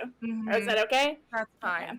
I am sorry. That sounds like an uncomfortable experience. It's like going through their clothes. How do you, I don't even know how guys dress. I don't even. How's this? You just have shirts. I guess like shirt gets to be your only statement piece. I guess belt. Is belt the statement piece? It's just clearly. Gideon's like holding things up and like putting them in front of Misha and being like, well, gender's fake. We both know this. So you can wear whatever you want, really. No, I know. But I have to, it's the Julian, right? And I need to sell Julian. No one here knows Julian. So you get to just do whatever you want, right? I'm seeing Key tonight. If anyone's going to figure this out, it's her. And we'll see about that. She's hung out with me more than you have, and you figured it out. So I'm just a little nervous. Well, two things. One, I think Key will be up her own ass tonight so much that she won't notice much else. Two, we are here to help you, so don't. I mean, I can't tell you don't be nervous, but please be less nervous. I'm looking out for you. So, if you don't know what to do, just panic and pretend you're like having a fight with me or something, and then that'll be believable. Okay. No one will question that. Mm-hmm. And then I'll just assume if you're mean to me tonight, it's part of a bit, and then I won't let myself get upset. That can be the plan. Mm-hmm. Does it feel better having a plan? Yes, this will work. Like buttoning up a shirt. My siblings and I, we always, whenever we were at very long events, we would each we had just like a litany of code phrases that mean different things, right? Like pancakes meant, I'm tired of talking to this rich person. Take me to someone else. Pineapples meant, oh God, what do pineapples mean? Oh yeah, pineapples meant I finally got the booze that we were sneaking into the bathroom in the ballroom. You can go get drunk now. I didn't know you were that fun. Drinking at those parties isn't a for fun thing. It's for making it happen faster kind of thing. Why do you think I would do that? I have seen you at Huntress. I don't think you drink to make time go faster. Okay. What were you saying? You and your siblings drinking? That's pretty much it. Me and my siblings drinking at parties and hoping mom doesn't notice. That's it. I'm jealous. Like Gideon's like handing them a belt. That sounds nice. Yeah, I mean, be jealous all you'd like. I mean, you were in my shoes, you'd be best friends with Key by this point, and ooh, I know you want that real bad. No. Gideon like puts like a little like cape over them. Does that feel good? Yeah, the cape is, I'm gonna keep the cape. Yeah, and you could just hide in it if you start feeling weird. So. Yeah, I'm sure Kurthus citizen hiding in a cape on the dance floor is going to be a good look for us. You can dance with us, and we can have a code word. We have to dance? Code word? We have you to don't dance? have to. If that like would formal dancing or like Huntress dancing? I don't know. Which one are you better at? I don't remember. None. I mean, I had to do dance training since I was like 6. That doesn't mean that I'm still not the worst dancer out of all of my siblings. Yeah. Okay. We'll drink and dance like cool people would. We got this. Yeah. Let's do it. Do you need a code word? Do you need a? Yeah. pineapple means take me home. Okay. Not in like a, yes, we get it. He goes, you wish, and then opens the door. Just like joking, like just like trying to get a wit response. I'd be like, no, with you, so Stop flirting with me. Oh my god, if you say that, Misha just throws a pair of jeans at the door, forcing you to shut it. As you're trying to leave. I'd go downstairs and let them have their moment. Yeah, okay. Thank you. All right, so the party is now downstairs. Y'all are in your party gear, correct? Yeah. Cool. Yeah. All right, so you all are pretty much ready to head out. Final ask, are you bringing anything specific? Are you getting the money from the ship so you can pay them up front, right? Do you already have that 300K? Have you been having it off ship this whole time? No. Tell me about money. I wish that we learned how much money we needed to give them beforehand. Yeah. Would have helped. But that's okay. I think Adri is gonna go back to the ship, or try to. If anyone else wants to come with her, Yeah. We can go and then go to ship, then go to party. That Yeah. sounds good. Is Julian down here with us already? Are they done with their fit? After a minute after the fit, they do follow back down. Okay. So they're with you. Yes. Adri kind of looks around and goes, I want to go to the ship real quick because I think we spent a lot of money at Paddington's, and if we're gonna recruit the Derby girls, it might be nice to just have some cash on me. Smart. We'll go. Smart. Yeah, that's fine. You can all go. Might not hurt Yeah. to check our sympaxes too. So Right. Yeah. I got my bone whip. So that's pretty cool. Oh, that's right. With the rings, you can't see them on you unless you choose. Mhm. Did I bring my sword then? Just in case? I'm bringing my axe, so. Fuck. Yeah. All right. Adri like runs back up the stairs to go get her sword, and then decides fuck it and puts on her cape too, so that the sword can like rest underneath the cape, even though no one can like see it. It'll just help create space so that if people like bump into her, they're Right. not feeling weird about it. But yeah. Okay. Cool. Yeah. So you guys head back to the ship. Are you guys just kind of like standing outside while you let, while you let Adriel pick it up and then join in everyone else, or what's this look like? I guess my real question is, are you grabbing anything else while you're on the ship? Are you talking to anyone specific that you know is on the ship? Are you doing any ship-based tasks? I think really quick, Gideon grabs that book of fables, like a couple of books that they got from their mom when they were younger. Just real quick. And that's all. I love that for us. Okay, so you now have that fables book in your inventory. Go ahead and add that. Anyone else grabbing anything? I think Adri just wants to like scope out the ship just slightly and see like where Luso is. Yeah. Not on this ship. I actually Great. think that as you're actually all like leaving. So final check. Anyone else grabbing anything specifically? No, Winona's not grabbing anything in particular. Yeah. So I think that as you are all actually heading back, you like pass Luso, walking back towards the ship. So if you'd like to like flag him down, you No, are more I than just welcome wanted to see where he was, and I didn't have anything specific to talk to him about. Okay, cool. I just wanted to see Yeah, where so he was. he just gives you kind of like a cool nod as you pass. Adri And also that's the most you get from Luso. slightly nods. All right, cool. We're going to the party. Ah, yes, you have been drinking already. I remember this now. Perfect. So yeah, okay. So everything has been grabbed. You all are ready. I am okay. Well, so you all head off to the party, and then by necessity, we must rewind about an hour in time to our currently on the move adventuring party. So I will say this much before we do a quick break, Brian. Most people who don't know Isis Fidelity pretty well would make the mistake of thinking that Fidelity Bank and the several stories above and below it are Simpura's only haunt. And that is incorrect. And I think you know this because of Ystera and the time that she spent before you left with her.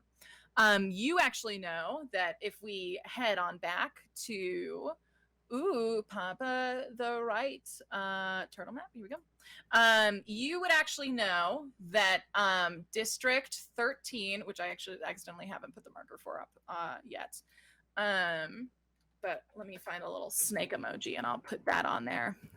So you would know that actually in one of those little alcoves, we talked about this last time, how there's kind of like that ground floor of Terrapine, and then there is a much richer sort of second level kind of built into the hollowed out sections of this turtle shell. Tends to be the nicer houses with the nice things and the relatively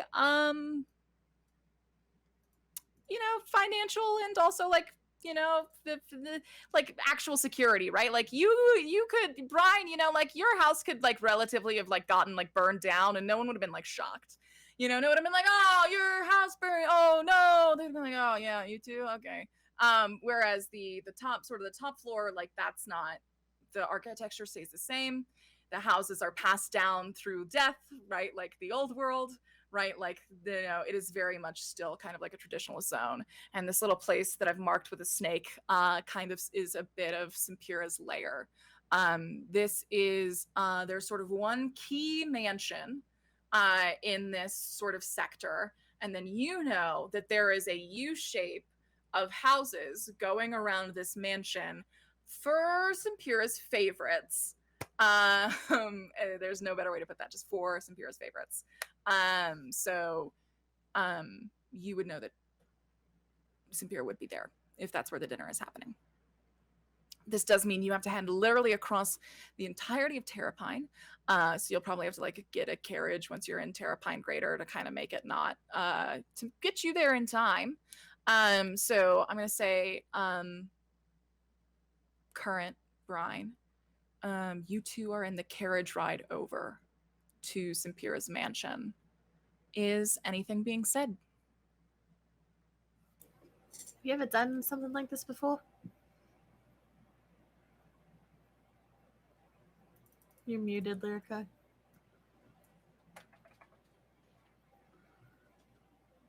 Mm-hmm. Oh no, not the blight. What? Do you have the right microphone selected in OBS Ninja? That's a 7th level D&D monster for those who needed to know.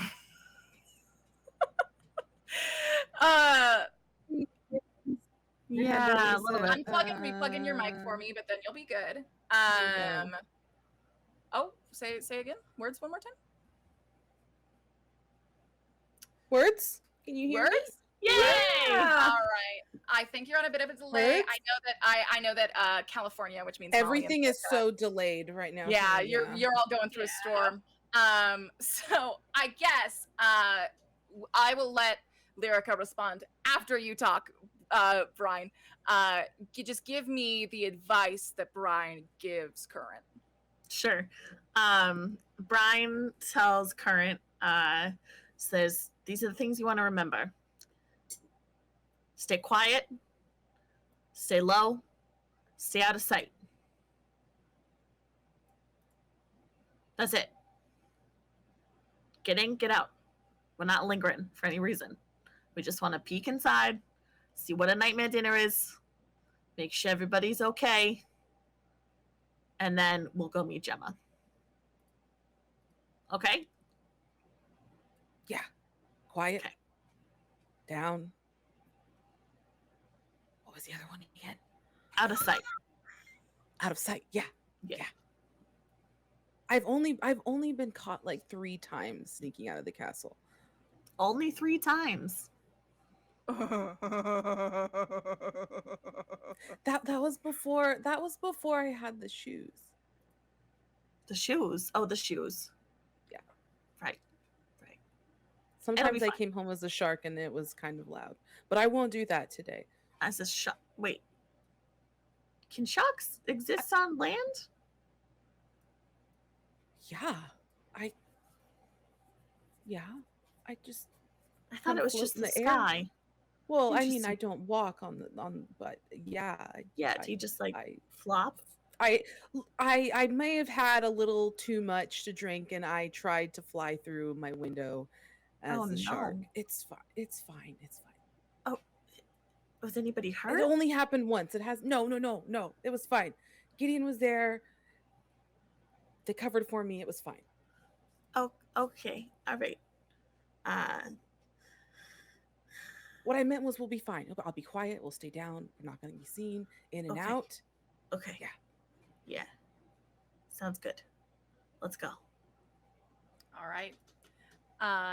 Your carriage pulls up, and the carriage driver says, "Right then, so this is it's up from here, right? So like can't get the carriage up. Yeah, it's climbing from here." Okay. 7 Did he copper leave now? pieces. Yes, that's it. And Karen's just gonna pull out like, I don't know, 5 gold. By the way, I noticed that none of you are wearing the mark of the Union. Have you thought about joining? Yeah. Thought about it. You thought about it? I'm always thinking about it. Well, you should. I mean, it's a great way to get into Terrapine. I know my accent just changed, but I kind of do the other one for fun when I think that their people aren't going to be my friends. So now that I know you're going to be my friends, I'm of course going to use my real accent. So, what I guess I'm saying is I mean, I'm just saying, coming up, Union Day's coming up this weekend. It's the perfect time to join, because every Union Day, every year, we celebrate who the new people who joined were. So I'm just saying, like, if you're thinking about joining the Union, now's a great time. Is Union Day before or after the big wedding? What fucking wedding? All right. Yeah. Okay. Oh, No worries. But Union Day is actually coming up. It's coming up right quick. It's actually on the it's on the what day is it? It's the 7th. It's on the 9th. So Union Day, you're gonna love it. I mean, if you're thinking about joining, remember you're gonna put my name underneath the little affiliate place on the. And what was your name again? My name is Sarcophagus Jansen. Sarcophagus Jansen. So if you could put Sarcophagus Jansen on the affiliate name. Can you spell that for me real quick? Yeah. Please. SCAROPAGIEOUS. Sarcophagus. Jansen, JANSEN. Great, so thanks. Jansen. So just put that underneath them if you decide to register, and I'll hopefully see you on Union Day. Hopefully, we'll see you on Union Day. All right. Well, what's your names? I'm Sarcophagus Jansen. Who are you? My name is Bat. Bat. Bat. This is like a 1-syllable wonder. I love that. What about you? My name is Bat, and this is Wave. Batwave! Oh my god, the dynamic duo. I love that. Well, I'm gonna keep an eye out for Bat and Wave's applications, and I'll see you both on Union Day.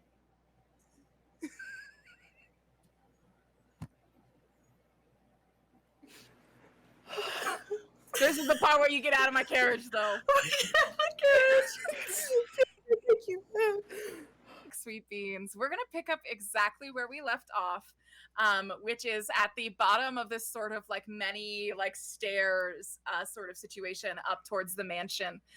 You both watch Sir Jansen's carriage pull away into the dead of the night, and you all are left in front of this staircase leading up to this very opulent mansion at the top. You see, like, in a sea of like grays and like deep greens and grays, browns. There is just glimmers of gold waiting for you up above.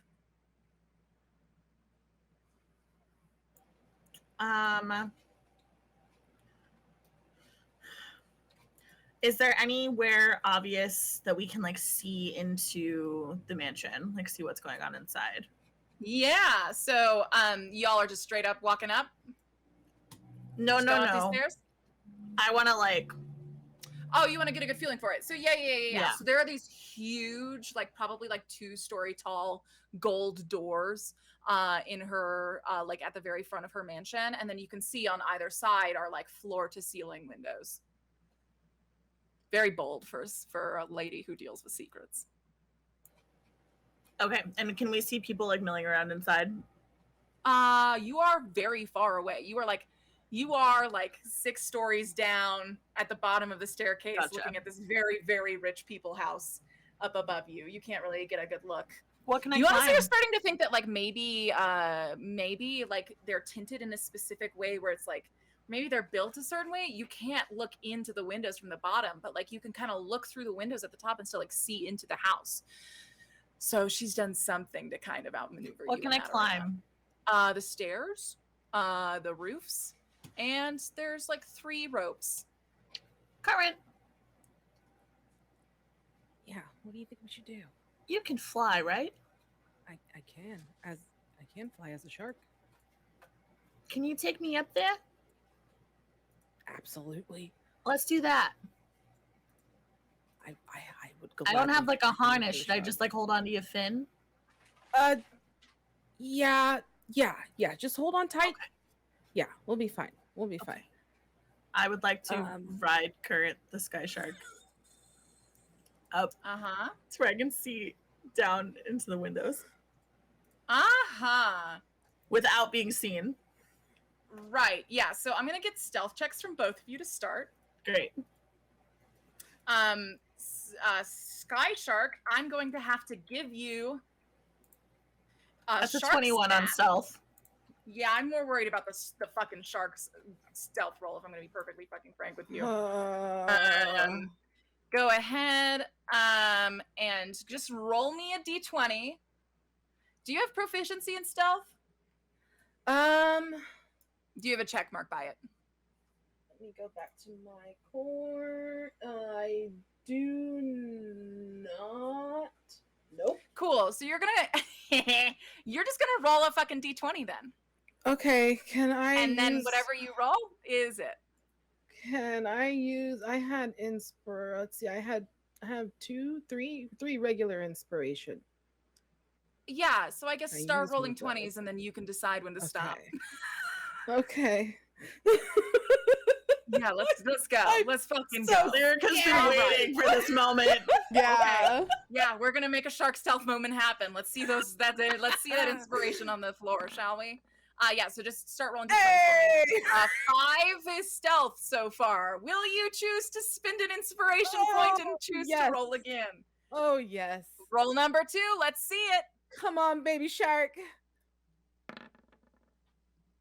That's A better. 10. Do you We're getting choose there. to take that roll or push your luck and try again? This feels like the worst kind of game show. Yeah, welcome to my chamber of hell. Are you going to keep your dice roll or are you going to roll again? Remember, you're heading into your boss's lair. If she catches you sneaking around it, she might not be too happy. Brine. Okay. We're gonna roll again. All right. This is why Lyrica's my favorite. Because Current is just like, absolutely, I'll be the drama with you. No fucking problem. That's an 11. We're not doing great, bestie. I have one more. You do have one more. It's up to you.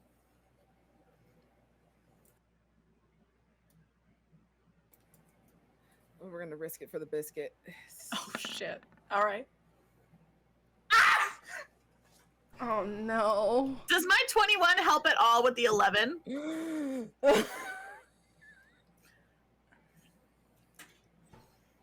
Can I like... I'll take the 11 because it's birthday, right? I'm going to take your highest number. I'm trying to see if there's anything that I can give Current to like make them sneakier. Uh-huh. Well, The boots might have done something, but we're in shark form, aren't we? I don't have shark feet. Right. Yeah, so that's unfortunate for us. Can I like use my disguise kit to make them blend more? You don't get to ask me that after the rolls happen, Sam. Okay, fair enough. You're right. You've only sent me $5. Put another 2 zeros on that. We can talk about changing the rolls after we're done.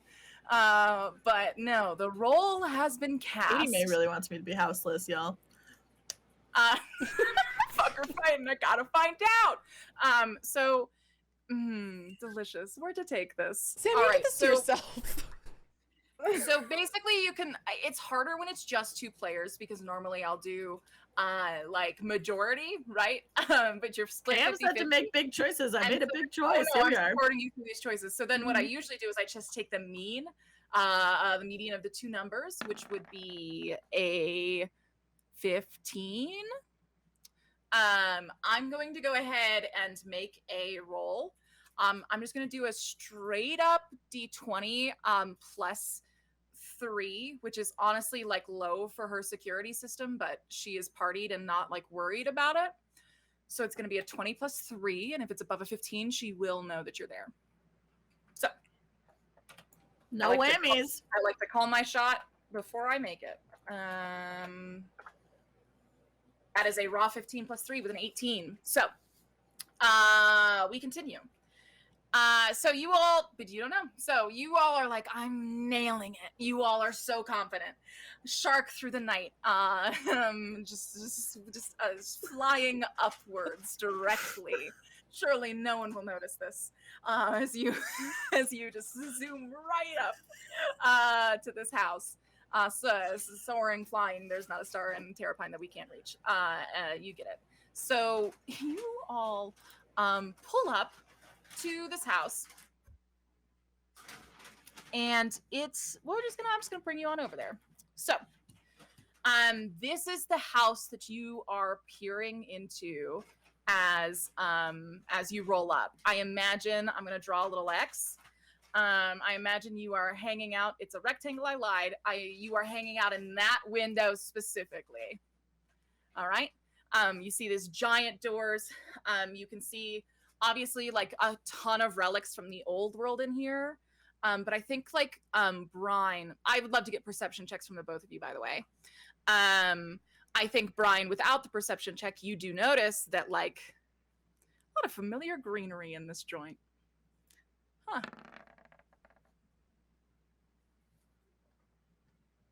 My mouse is not working. Hold on. Perception check? Yes, please. A 16 from Current. A natural 20?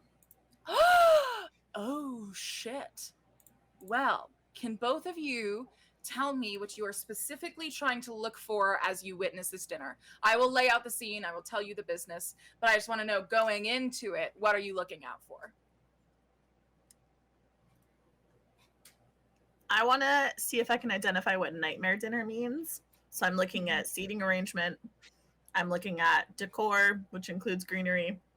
I'm looking at food choices. And I'm looking at Yastira's body language and facial expressions. Mm-hmm. And what about you, Current?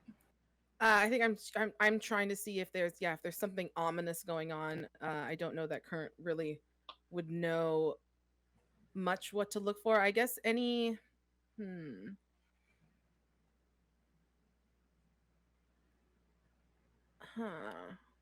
I guess kind of just looking around to see if there's anything sort of dangerous going on, or if it seems like this is something where people are kind of plotting something. Mm-hmm. Okay, you're looking for plots. All right. Okay.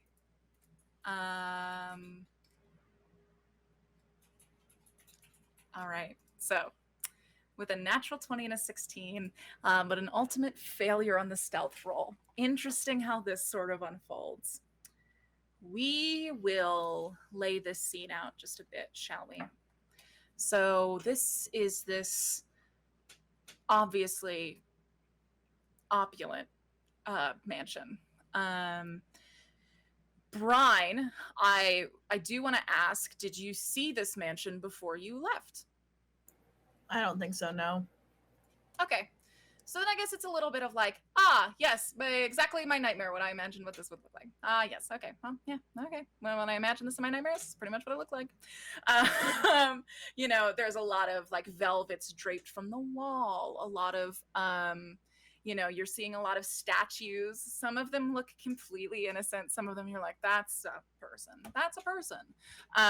You know, I think that she has these beautiful chandeliers hanging from the ceiling, but there's like 20 of them on the ceiling, and they're all kind of like staggered. So some are lower, some are higher, but they're all golden snakes, just made out of metal, just each chandelier just a different just like ball of snakes, with like candles in their mouths, all lit and gently spinning.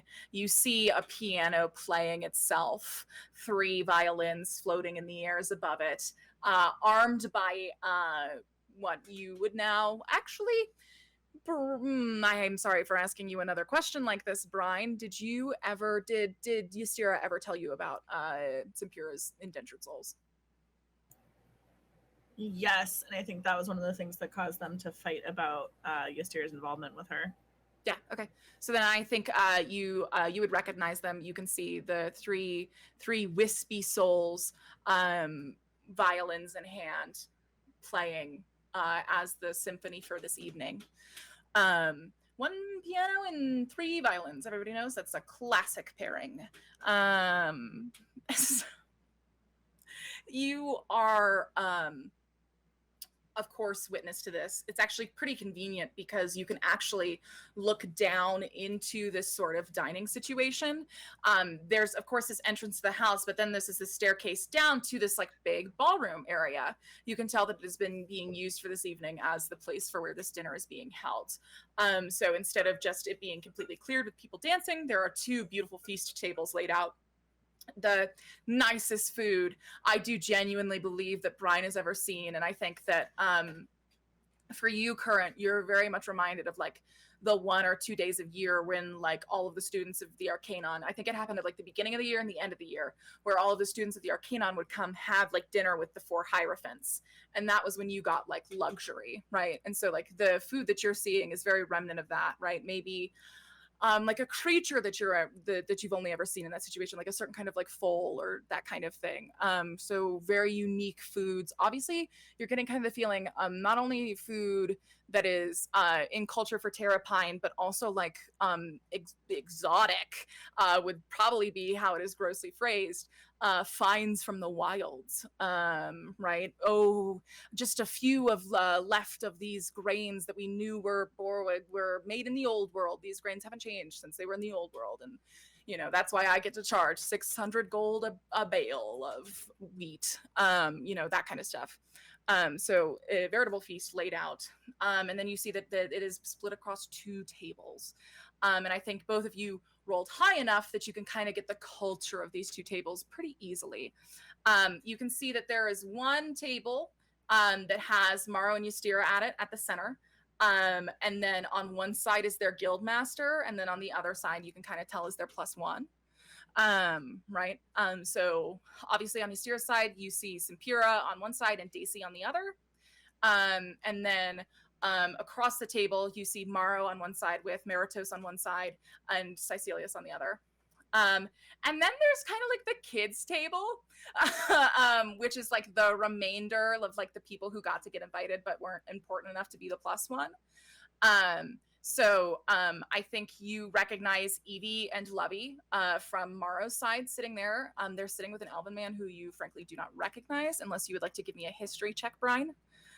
And then on history check, why not? Hell yeah. And then on Ystira's sort of invitees side, you can see your friend Mamrie. That man. You do not know this man. I don't know that man. You've never seen that man before, which is very funny. You see Mamrie, who didn't say a fucking thing to you. An empty chair, an empty table. Now my friends are dead and gone. Not that last part, but just an empty chair in between the 2 of them. And then on the other side of that is Nakia. And you get the pretty distinct feeling that table number 2 is not having a good one. There is mostly silence and just sort of lingering stares across the table as they just like, you notice that like Evie, who usually looks like very cordial, very joyful, is just looking like this. And she just slowly picks up her bottle, her like glass of wine, and just like,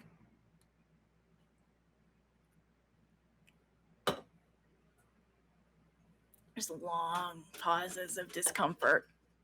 And then you see table number 1 trying a bit harder. Still a bit stunted, but you can see that like Ystira and Morrow are almost like putting on a show. And I think that with a 20, you can definitely see that they are like on right now, right? Like you'll see that like Ystira will smile and say something, and like it'll be kind of like a nod to Morrow, and Morrow will pick up on that and know that that's like the perfect time to ask Meritos about something. And then like they're like playing the game. You get a really good feeling for that. This is not, set like a normal dinner. What flowers are in the room?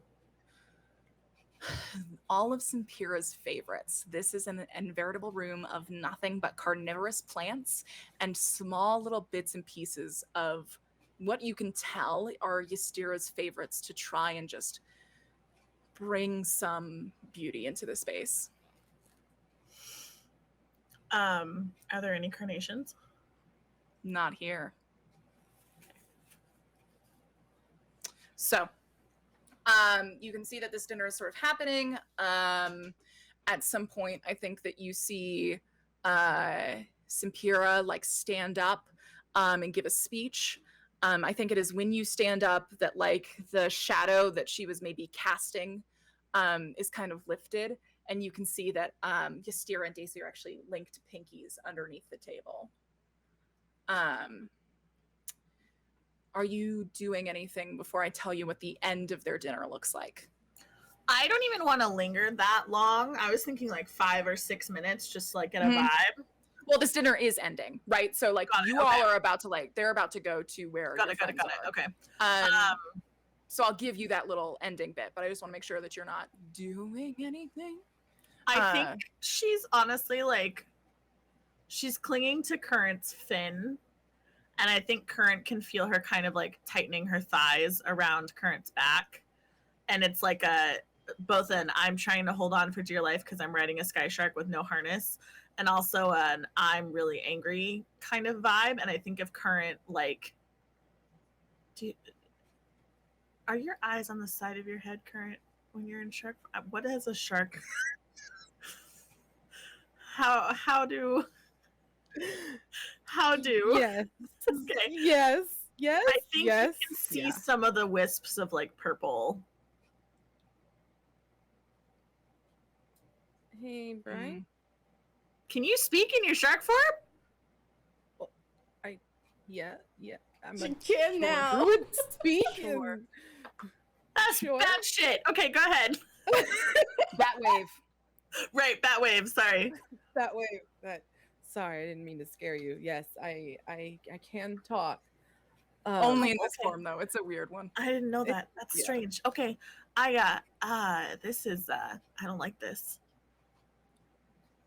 Do you recognize what's going on at all? Have you ever seen this before? I mean, do the guilds hang out like this? No. This is, the vibes here are not right.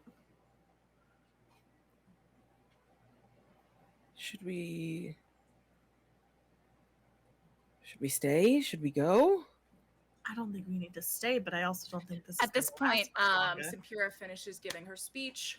She, everyone kind of gives her light applause, even though there's only like 12 of them. 1, 2, 11 number. There's number of them, and so 11. You were good. Thank you got it. I tried so hard. So fragile. At that point, though, you can actually see her like tilt her head down and say something to Ystira. At which point Ystira like kind of turns, and you can't see the look she gives Daisy because she's facing the other way, but you see Daisy like give a nod, right? That's visual enough. And then stand up, and Sampira kind of links her arm with Yas. and begins to lead her up up this staircase right by the piano, the two of them. And I need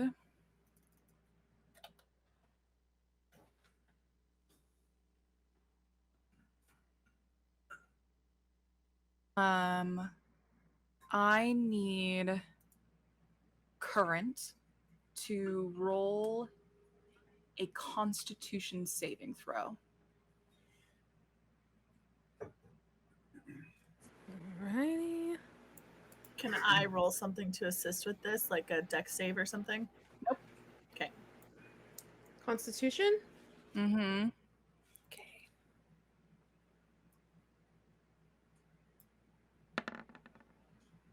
$23.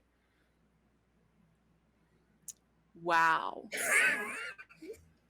I was so stressed. Damn you, Oh my you little God. lying Pandora. I don't get what I want. Fine. Fine. Take my taste away. It's fine. God. My schemes and my plots turn to ashes in my hands. Current, your eyes go white for a second. For a second, you can't see a single fucking thing. You don't know what the fuck is happening. You can't see. You are trying to you are about to freak out and tell Brian what's happening, and then suddenly your willpower kind of just says no. And oh, sorry. Sorry, I just realized that you actually used your stats, and you have to use the shark's stats. So let's make sure that we've got the right number. So what was that raw number? Will someone tell me? It was 18. 18 raw. Let me see what giant shark gets to con, because you're trying to beat a 19, unfortunately. God damn it, sharks are +5. I get no fun. Let's go! All right. Hell You're yeah! fine. You're fine. Guess so. Yes, your sight comes back to you in a moment of perseverance and strength. You channel it through and you will that spell from your body. I will say that it's only you have a little bit of time where you can't see the initial bit of what I'm about to describe. So I will let you decide when your sight is regained. Brine, this is a message. And we're going to talk about that never again. So Simpira leads Ystira up towards this alcove. So she is not in sight of the rest of the partygoers. Yet conveniently, still absolutely within your eyesight. And a tense conversation begins. It is actually, Ystira is facing away from the window, and Simpira is facing it, right? And it's this intense conversation, and you can see that Simpira points with her hand towards the empty chair at the second table. And some sort of, it's a little nice to Ystira to call it an argument, but an argument takes place. Clearly some kind of scolding that builds in intensity quite quickly. And I think the moment it kind of hits you is when you see Simpira reach out and grab Ystira's chin. And her nails dig in so deep that after you see her, because you're obviously you're turned around, right? So you just see the hand reach out and grab the face, right? And when she pulls away, you see that her green skin has blood dripping down it. Obviously hers. And there's this continued, yeah. Okay. There's this continued intensity until you kind of see her Ystira hang her head a little bit. And then Simpura takes another step closer to her, tilts her head up, and you watch her, Simpura, like tilt her head down and like kiss the jawline of Ystira's face. It's tense. It's probably like 2 minutes, right? It's a tense moment. You are right there. And right after she finishes like kissing along her jawline, like just in that moment when she's pulling her head back up, she makes eye contact with you. And you know it. You know she's making eye contact with you. But it is only a fraction of a second and otherwise unprovable as she then links arms with Ystira again. And Ystira turns and you can see that her face is completely healed. No signs. Assumedly happened during the kiss. And they head back down.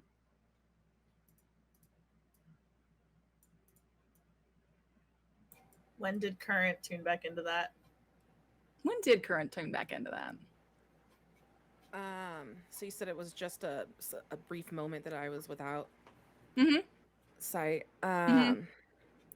I think right at that moment where like that argument is starting to break out and the initial grabbing happens. Mm-hmm.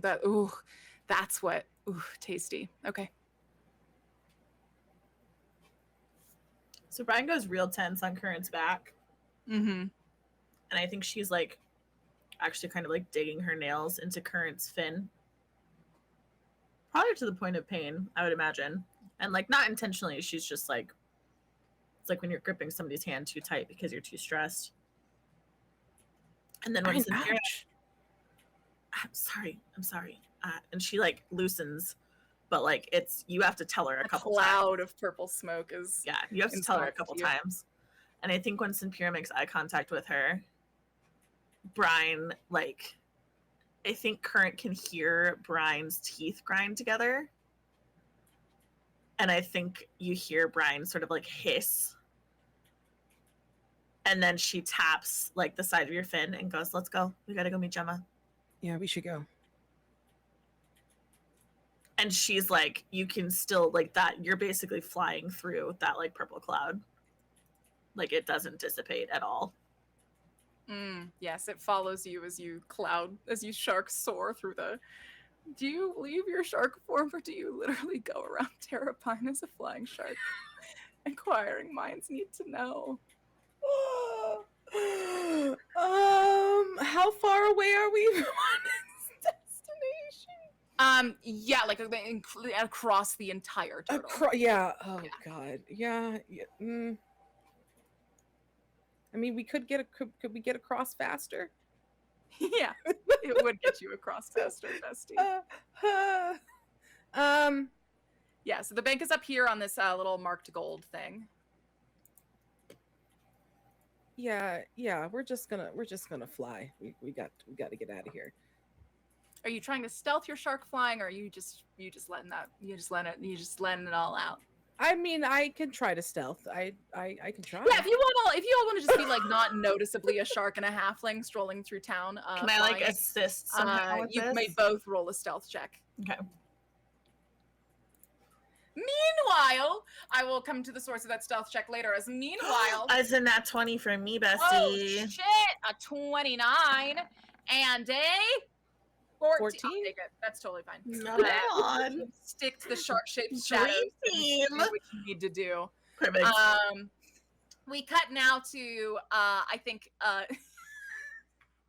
America's favorite party goers, favorite party quad, which is Gideon, Adriel, Misha, and Winona.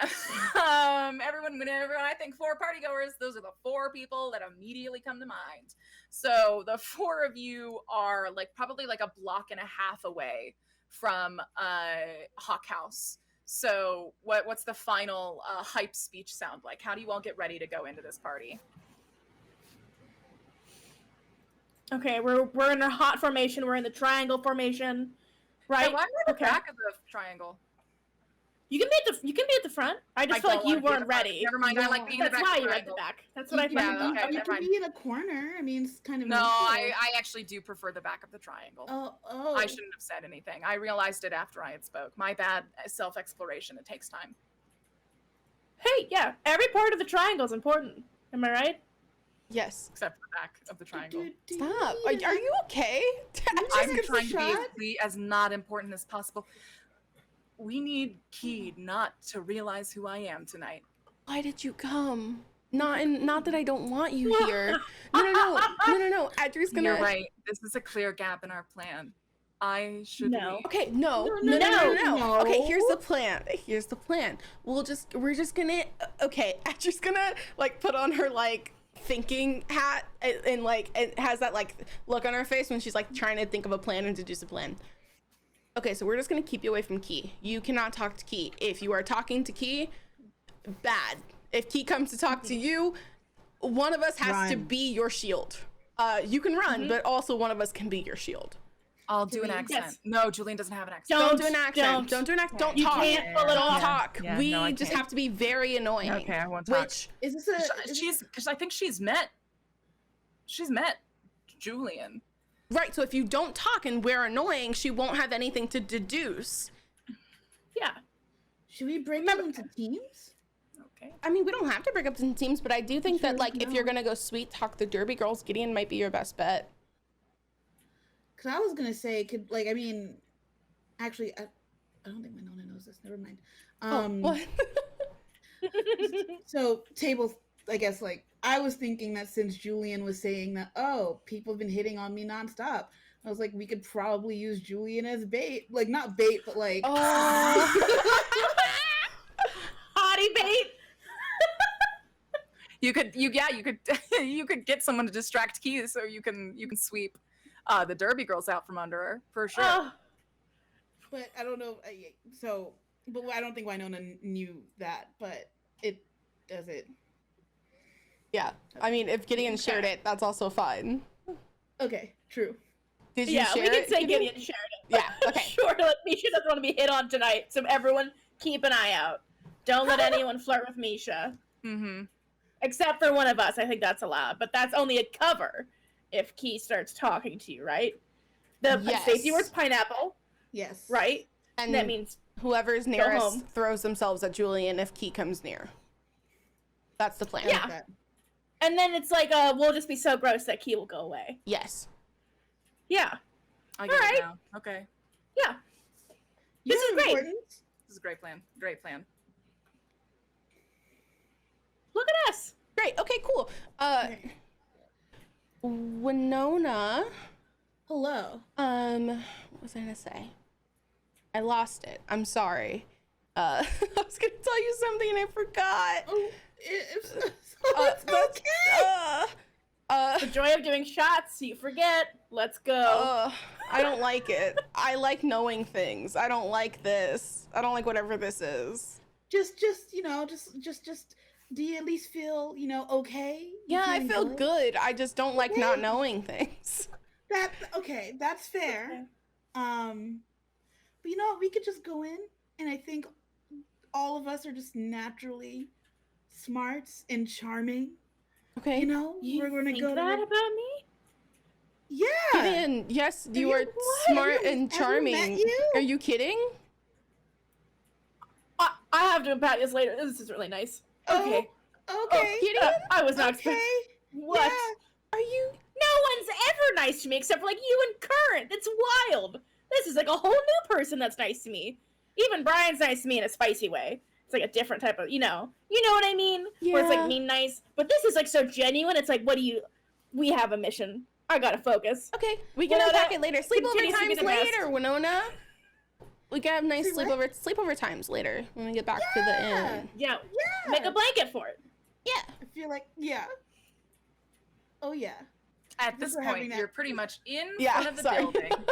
We're Sorry. having that like drunk babes in the bathroom. We're not like, even drunk yet, we're just, like. In love with each other. Okay, so here's the question going in. Yes. So I forgot to ask what their offer was. So I brought money. I got is an there well, what'd you bring? Is there a hard cutoff? Like what if we can't do the thing? well, We can promise the rest later. yeah. You pay You're right. part up front and then you pay part later when the job is done. Or we can pay part now and then once we're on our way to the temple, we can give them the rest. Yeah, and we can be like sexy about it, like, ooh, like come to our cool airship, like check it out. Yeah. And they'll want it so bad. Yeah. It'll be easy. Okay. makes a face at that. Andrew did not. I didn't mean it like that. I just want to see a cool airship, non-sexually. No, this is basically like a business. Sorry, I shouldn't have done those shots. Business and Andrew giggles. Gideon, why did you give me those shots? You wanted It's them. loosely goosey. I just it's kind of like, the saying that like the only difference between business and love is sex, right? Seduction is a part of People business. say that. I've never heard that before. Is that not? No. I've never tried business sex before. I'm sure that people have sex in business. I've never done it, but I'm sure that it's possible. What's that like? I don't Where know. you're like, hey, I personally would like to not. Try to with my new friend. No, I'm just saying No. like you got to make them want you as a business partner. Okay. Yes. Forget the Okay. sex part. No, it was clearly established that there wasn't sex. No Okay. sex in Nope. business. oh. It was not I thought you clear. were saying there was like love sex and business sex, so it's like we made a deal. No, Let's I'm go. saying no. The saying is that like love and business are the same, except for in business there's no sex. Oh, this is what they teach you in the castle. Tell me This is about what they it. teach you on the castle? No, I never Well, learned not that. me. This one apparently. Anyway, I just kept I'm pushing open the going door. I just like them being like, yeah, no business sex. Gideon. Yeah, business. Yeah. Business sex, yeah. I'm gonna go inside. Yeah, so you all get ready to go inside. Give me someone tie their shoes while I finish putting a token on the thing. I think Adri's like looking around at like how different Hawk House looks in comparison to what it looked like during the brawl. Oh yeah, it looks super fucked up. Uh, And then like lights are just on top of it. yeah. It's like it gets super trashed, and then like while everyone's gone, they just like throw string lights on it, and then they call it done. I think Adri leans over to Gideon and Winona and very quietly goes, I miss Huntress. Me too. Me too. Yeah. This place has like powerful Huntress vibes, but I don't know if I think I kind of like this more. Is that bad to say? No. Why would it be bad to No. say? I feel like disloyal. Because I've been going to Huntress for so long, I feel like guilty liking another bar, but Huntress was like the only place even close to this on Kurthus, and here it's... I bet there's several other fight bars here. And I think that's kind of cool. I don't know. It's... We gotta find you a magic one. One where you could do magic. Oh, I'd like that. I think It doesn't even have to be fight magic. No, it just has to be magic where you can like fight with magic. Yeah. Yeah. I think that'd be fun for you. I There's think it'd be just a useful. lot here in Terrapin. Yeah. Yeah. I mean, maybe not right now. We should focus more. No, But not this, right now. This is on task because we're getting the Derby team to help us with the overall quest, so I don't feel bad about doing this. Yeah, this is because this is all part of the mission. right. Right. Right. It's part of the mission. Misha, right? Yeah, That's why it's okay that sorry. we're doing this. The mission. Why is this booze making me so sleepy? What Oh my God. what did you have? What did you take? I don't know. Gideon just handed it Gideon, to what me. kind of alcohol did you give them? Oh, the Skyfall, of course, my signature drink at the Blushing Pear. What's in it? I don't know. Good juice. Okay. Great juice I don't indeed. Let's remember. do this. Misha claps their hands together and just leads you all in. Oh, So yeah, so y'all stroll into Hawk House, which does look quite a bit different. Let me go ahead and drag you all to this part of the game. Hawk House To time. Hawk House! Hawk House time. Hawk House time. Sorry. You are all, as you can see, this is oh, why did I put your tokens like you were going in through the window you left from? You would go through the entrance like real boys. There we go. Okay. I was like, yes, they left through the window, they will return through the window. Incorrect. So yeah, so you are Provolone is still there at the counter. You can tell that like even just walking into this entrance hall, you're like, why is the entrance hall fucked up? That like some of the floorboards are pulled up. You're like, how did this happen in a fight? But Provolone, this is the like Provolone's little like box is the only thing that still looks pristine. And it's like half coat check, half snacks, and just piles of bones on the ground. And that's his little box. Yeah. And so he sees you all and he says, "Can I take a coat? A cape? Capes or coats? Can I provide a beverage? Multiple Hell beverage. yeah. I'll take Just cups for the kegs inside. What do you wish? What do you Do mean? you have what- anything more? Anything? Oh. What would you be looking for? Gideon leans forward. Do you know this person, Gideon? We're best friends. I think I met them earlier. They're really nice. Okay. You gotta. I'm Provolone Hawkmongrous Necromancer. Yeah, what do you want? Gideon holds up their like long cigarette and goes, "Anything I can just discreetly put in this?" They look back to the group, grinning and giving like a thumbs up as Grimalone's reaching. Have you ever had the wild stuff? No. Oh, this is why I came here. Gideon takes it. First time's on the house. Are you sure? I feel like I should pay you. You've been so great. Consider it Terrapinian hospitality. All right. They have hospitality down here. Oh my god. So, giving me any coats, any drinks, anything. What kind of drinks do you have? Normally people like ask and I just kind of like conjure it out of magic, but I also have like a few PBRs under the desk. Nah, I'm okay. Thank you though. I might be back Do you later. want cups for the kegs inside? Sure. Sure. Yeah. Pulls out like 4 like big like glass stein things, just sets them down. They're like ice chilled. You don't know where he pulled it from. Just suddenly just 4 iced just chunky cups. Hell yeah.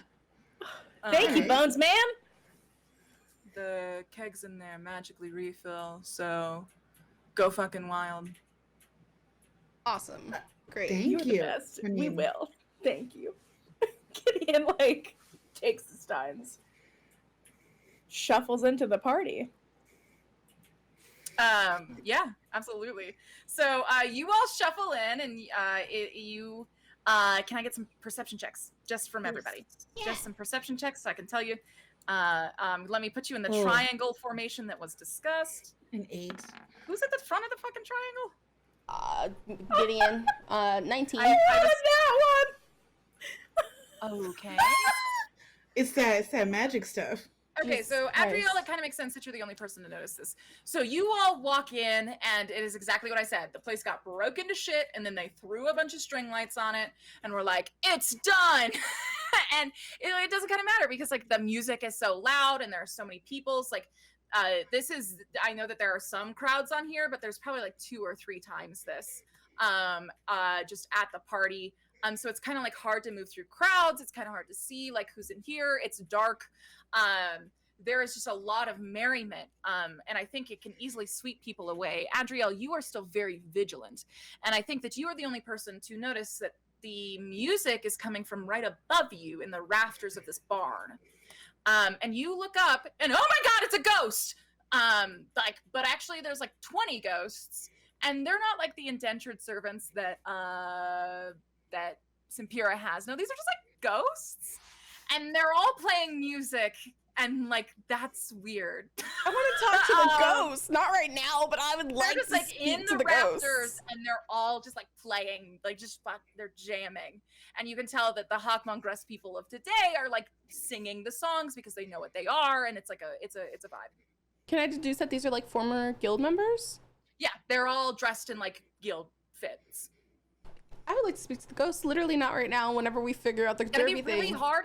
They are in the rafters. You can fly up there though. You do have wings. So I said hard, and no, then I I realized used it. easy. I used them, and I haven't rested, so I cannot use Oh them right yes, now. then maybe hard. Nah, maybe a rope. Might be looked Maybe. at weird if you like throw a rope over the Yeah. rafters in the middle of a club. Just like, oh, don't mind me. Yeah, for sure. You know.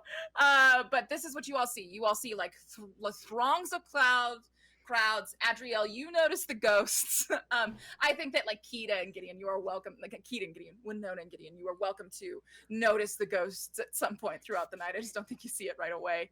And I have a then I think question. yes. So I'm just looking at my character sheet, and I have something Yeah. called Advantage City Boys. Oh, that was when we were on Yes. Kurthis, right? Let me take a look for you. This is a perfect question to ask me. Let me, our heroes, Winona, sweet Winona. Anyone remember Shrek the Musical? All right, going down. Yes, we watched it with you, bestie. Yeah. So, that's an advantage on persuasion and intimidation while you're in Kurthis, is what Whoa. City Boys is. Okay. And it doesn't say much because you can tell I wrote it because it's boys with 2 I's and a Z. Yeah. So that's clearly my work. Help me here. Yeah. If I So could yeah, like, so use I just think that as like that's just like reputation of your thing. I think that like once you join Hawkmongress, if you join it here, it will I apply can to use it. Terrifying as well. Okay. Oh, that's so okay, okay. cool. Good to know. I was always wondering. I was like, when do I? It's use kind of just like this? wherever your crew is, right? Like you had a Mm. crew back in the weeds, and that's how Yeah. you had that, right? If you have a Mhm. crew here, it'll apply here. You just don't. I don't officially have that yet. Not an official crew, no. Okay. Okay. I love Good to know. that. Sick. I think No City Boys in the source book, unfortunately, chat. And then with a that high score that you got, Adriel, you can see that Key's faction is wooing 2 derby girls at a keg in the back. Mm. God damn it. Hmm. Not again. I think Evie's not here yet, right? Yeah, you notice that the honored guests have not arrived. Perfect. Great. Okay. I think Adri kind of like leans over to the group and points out Key's bitch ass, and then also points out Trinity. Friends, where do we want to go?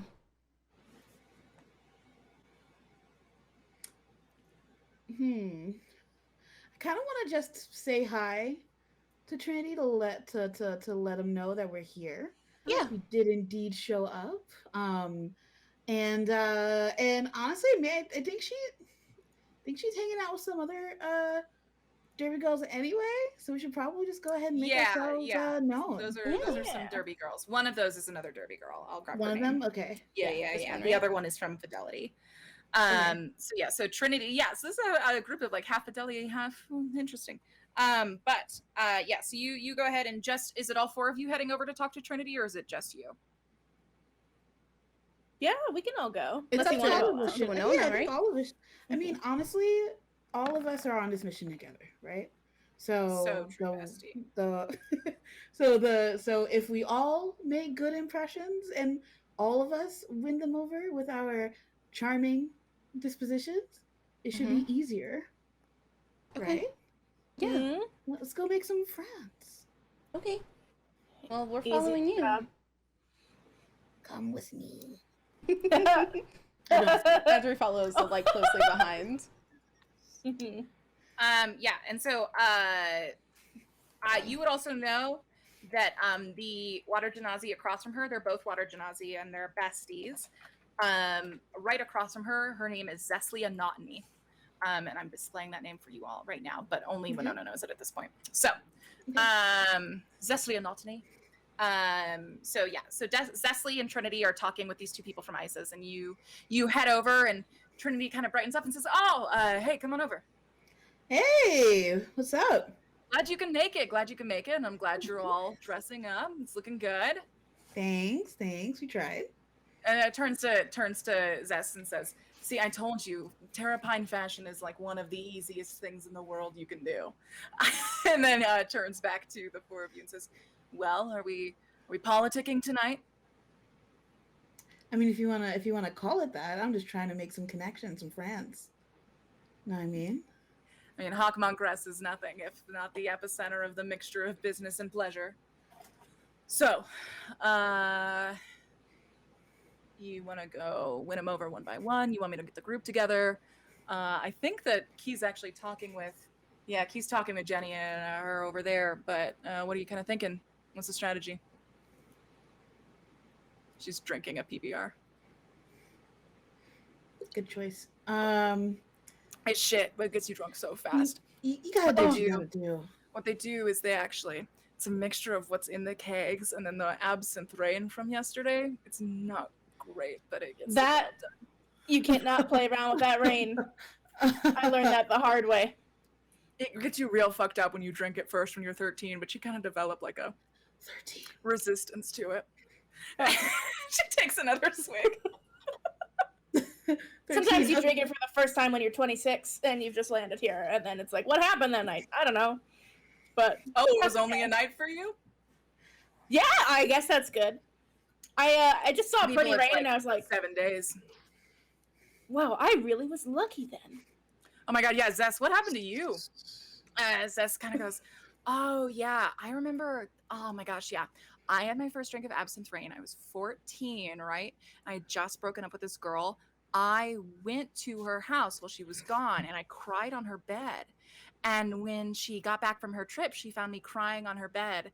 And that was my first experience with rain water. And she just kind of quietly lifts the drink to her mouth and just. Is all of your rainwater absinthe rain? No, it's just that Fey rain. It's very specific. It comes in and it leaves. Regular rain is regular rain. Okay. Okay, good to know. Honestly, yeah. Question. Is it just these two and then everybody else is with Key or at the party? Yeah. So let me line up each of the members of Derby, and then I'll put them all back where they are. Okay. So first up here is Trinity. She's Evie's co-captain. Not co-captain, but like vice captain. Mm-hmm. And then you have Trinity's best friend, Zeslia Notany. Mm-hmm. And then you have these two who are dating. And that is, she is Falra Mukwa. Very cool Irgenazi. Mm-hmm. And then this is Messagin Jenny Vonos. So she's Jenny. And then we have Lovey, right? Who's not here yet. And then over here, our last two are so we've got Song.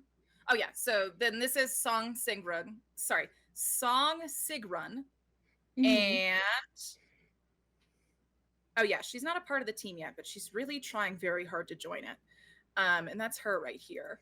And her name is I don't think you've met her yet, but her name is Sybil Paulson. Okay, cool. Good to know. So these are all of the members besides Evie and Lovey of the, and I guess like the water girl is I guess who she is right now. She's trying to get out of the team. So that's each one. So you've got Trinity, you've got Zeslia, you've got Falra Pukwa, and Messagin Jenny Vonos, and then you've got Did I do that right? I think I did. Yeah. Sam, I have a question. Who's this baby in the corner? Ping them? This one? Some hot chick from Fidelity. You don't know. I only asked because her token looked familiar, that's why. You would probably recognize her from your introduction night. She was in the ballroom when you were introduced to Isa. Okay. I'm like I'm wondering if it's best to divide and conquer. Um, Yeah, that could work. Who would you like to have, and who would you like the rest of us to have?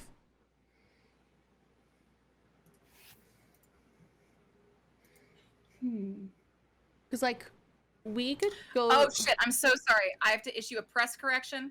It is not Jenny and Falroy who are dating. I'm so sorry. They're exes. I hate queers. Sorry, Sogscream and Falroy are currently the ones dating, and then Jenny has been broken up with and is having a hard time. My bad. Correction finished. Gosh, I don't. Because I know Okay, that that you might not want to go over to Key, but you can. No. But it's up to you. But I have to face her eventually. I know, but I'd rather Can't run away. I'd rather swoop the team out from under her and then face her. That's true. I also would rather that too. Cool. So We could have Trinity gather them all. She did offer. That's true. that's And then we true. can make our case to all of them at once. And then That makes sense. That makes sense. I just didn't want Yeah. you to notice us. But yeah, if that is possible, I'd rather not start any problems. Obvious problems tonight. if Key comes over, one of us will distract her or take care of her somehow. I don't know how, but I think gathering's the best plan. And then Okay. we'll say, hey, Key's a liar. Well, maybe we can't come on that strong. But I do think it's kind of important to know that she's kind of an asshole. And a That liar you kicked her ass so hard at House of Huntress. multiple times. That- Yeah, that my life's a before and after of that night because that was wild. And that we're way more fun to go with, and they'll have more fun on our airship, and we're better people. Fair enough. I'd go with us. Yeah. I'd go with this too. I mean, I'm here. See? Let's do it. All right. Yeah, I Tell think Trinity. so you know what? Maybe we could just meet everybody. Like all I mean I met all of you. I've hung out with all of you. My friends have it, and I think your group dynamic is chef's kiss. So maybe we can have everybody meet everybody all at once. Yeah, no, that sounds good. So just give me 20 minutes. There's it's weird. There's a bedroom in the back to the left. Just go up those stairs to the little front and then go to the left, and there's a bedroom there. I'll just bring them all there in like 10 minutes. Okay, sick. Yeah, sounds good. All right, cool. I'll see you then. Cool. Should we Yeah, And cool. so Zeslia and like Trinity kind of like take each other's arms and be like, all right, you grab this, I'll grab her. And then they kind of just like split up. And I think like right after you split up, you hear like the ghosts kind of like start this like weird wedding song, which if I had Critical Role money would have already been made. And they sing like this wedding song, and they like it kind of ends with the pronunciation. There's kind of like this customized verse about like Ystira and Morrow. And you kind of get the gist that this is like the announcement of their presence, as everyone starts kind of like pounding the floor in time with the song. And then eventually the whole, like, I guess for lack of a better word, like wedding party enters at the same time. So with that, Ystira, Morrow, Evie, Caecilius, Marmee, Daisy, Nakia, Jasper, Meritos, Simpira, and Lovey have all entered the arena, for lack of a better word. They are all here at the party now, getting ready to go hog wild. So, yeah, you all have like 10 minutes before you have to be in that bedroom. Are you going straight there? Are you doing anything? What's up? I kind of want to introduce myself to Meritos, even though she Yeah. just walked in. But I know I can't have a full conversation, but I just want to say hi. Yeah. So I think like I think like Simpira immediately just like goes up to the S tier guild balcony. But I think and Nakia follows her for sure, especially since she sees that you guys are here. And after that, Ew. yeah, she's a huge bitch. So after that, not a surprise. After that, Ystira and like Meritos and Morrow actually just like approach a keg, and it's like a rare moment with like just the three of them kind of hanging out at this keg, while Evie and Caecilius go to talk kind of like pull Jasper off to the side and are like having a pretty serious conversation with him. So these three are down here having a very serious conversation from what you can tell. And then Meritos, Morrow, and Ystira are by the keg, and Lovey gets pulled away by Zeslia to gather the troops. Oh, geez, this is awkward, huh? Best friend's ex. Next to the person that I would like to join the guilds, and also best friend's ex's partner. I mean, you fought for the honor of their marriage today. You know what, you're right, and that is even more reason to just be like, hi. So I'm just gonna. I look so small compared to Meritos. Oh my god. Yeah, Meritos isn't that tall. It's just his presence. Oh my god. He's more like that tall. He's probably like 7 feet tall for sure, though. He's a big man. Tall boy. Just like Earth Genasi, he looks like a fucking mountain. It's so cool. So you all approach. He's in his big like fur jacket. You can tell. You see Morrow very respectfully pour him his beer, right? Like that's just a mark of admiration for sure. Pours it, and then you watch Morrow pour one for Ystira, and then hand it to her, and then pour one, and then Morrow like sees you walking up and says, "Oh, hey, do you not have a drink yet?" And then like starts pouring it, like just kind of like. In a quick moment, your cup is out of your hands, and Morrow's into the using the keg to pour you a glass. Thank you. Wow, so nice. It's my bachelorette party. It should be. Hands it to you. Cheers. Yeah. Cheers to that. And they like clink glasses with you, and then you watch Ystira and Morrow clink glasses, and then like give each other a knowing look, and literally down the entire thing. Like both of them at once in unison down the entire glass, and then they finish downing it, and then they clink it, and then Morrow goes to start refilling them again. I just have like that instant flashback to when I had to impress the Derby girls the first time, and I chugged my drink. Yeah, you get a feeling maybe drinking culture is maybe a strong part of this guild, and maybe someone should unpack that at some point. A little bit. And I was like looking at my still full drink, and I'm like, I low key kind of want to try, but I'm like, I don't want to embarrass myself in front of them. Yeah. Well, you see, Meritos isn't playing along. Okay, so cool. So Meritos kind of like extends that hand to you. Okay, of, sweet. Like societal grace, and then says, been a long time since I seen someone from Kurthus fight on the floor with that much heart. Yeah, I love to fight. I mean, I don't like to, I'm strong. You with the army up in Kurthus? I mean, no, I am an army of one. Okay. No, I love that. That is coming in strong. I am an army of one. I love that. But I mean, I thought that Kurthus was a crimeless. He kind of tries not to laugh. Crimeless utopia where no fighting happens. So I was just wondering how you get your kicks in. That's absolutely not true.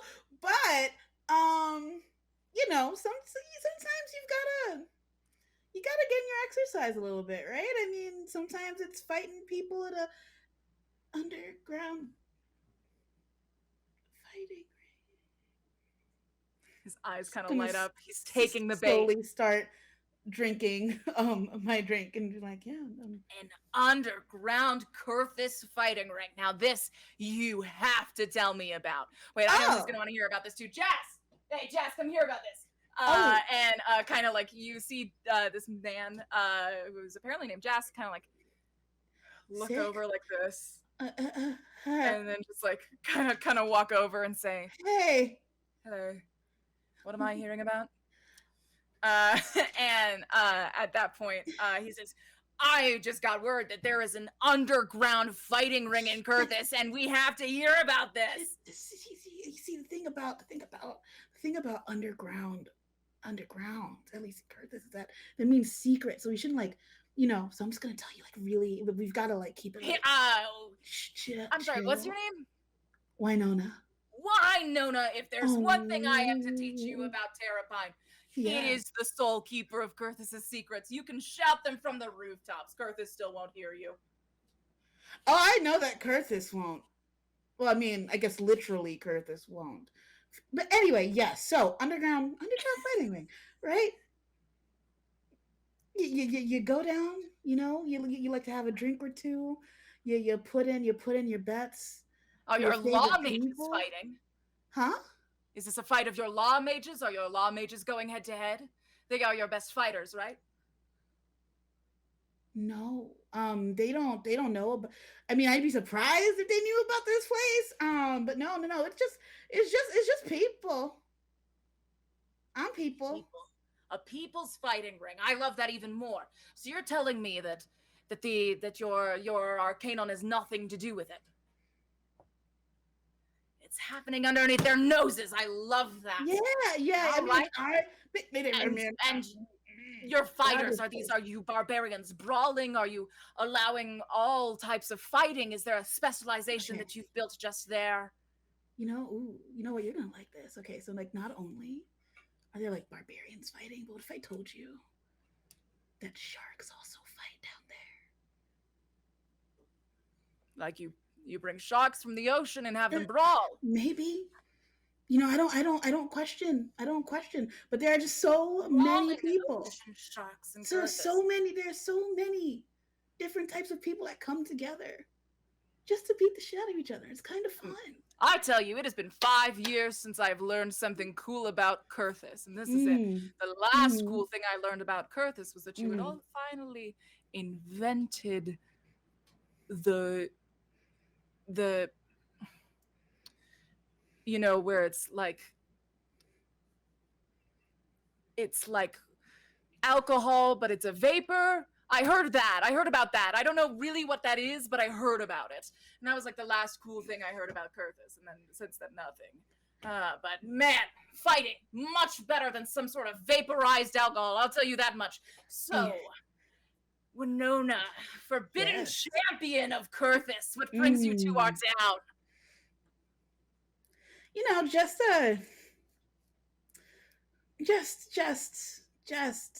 here with a friend. Here with some friends. The ones who have conscribed our guild?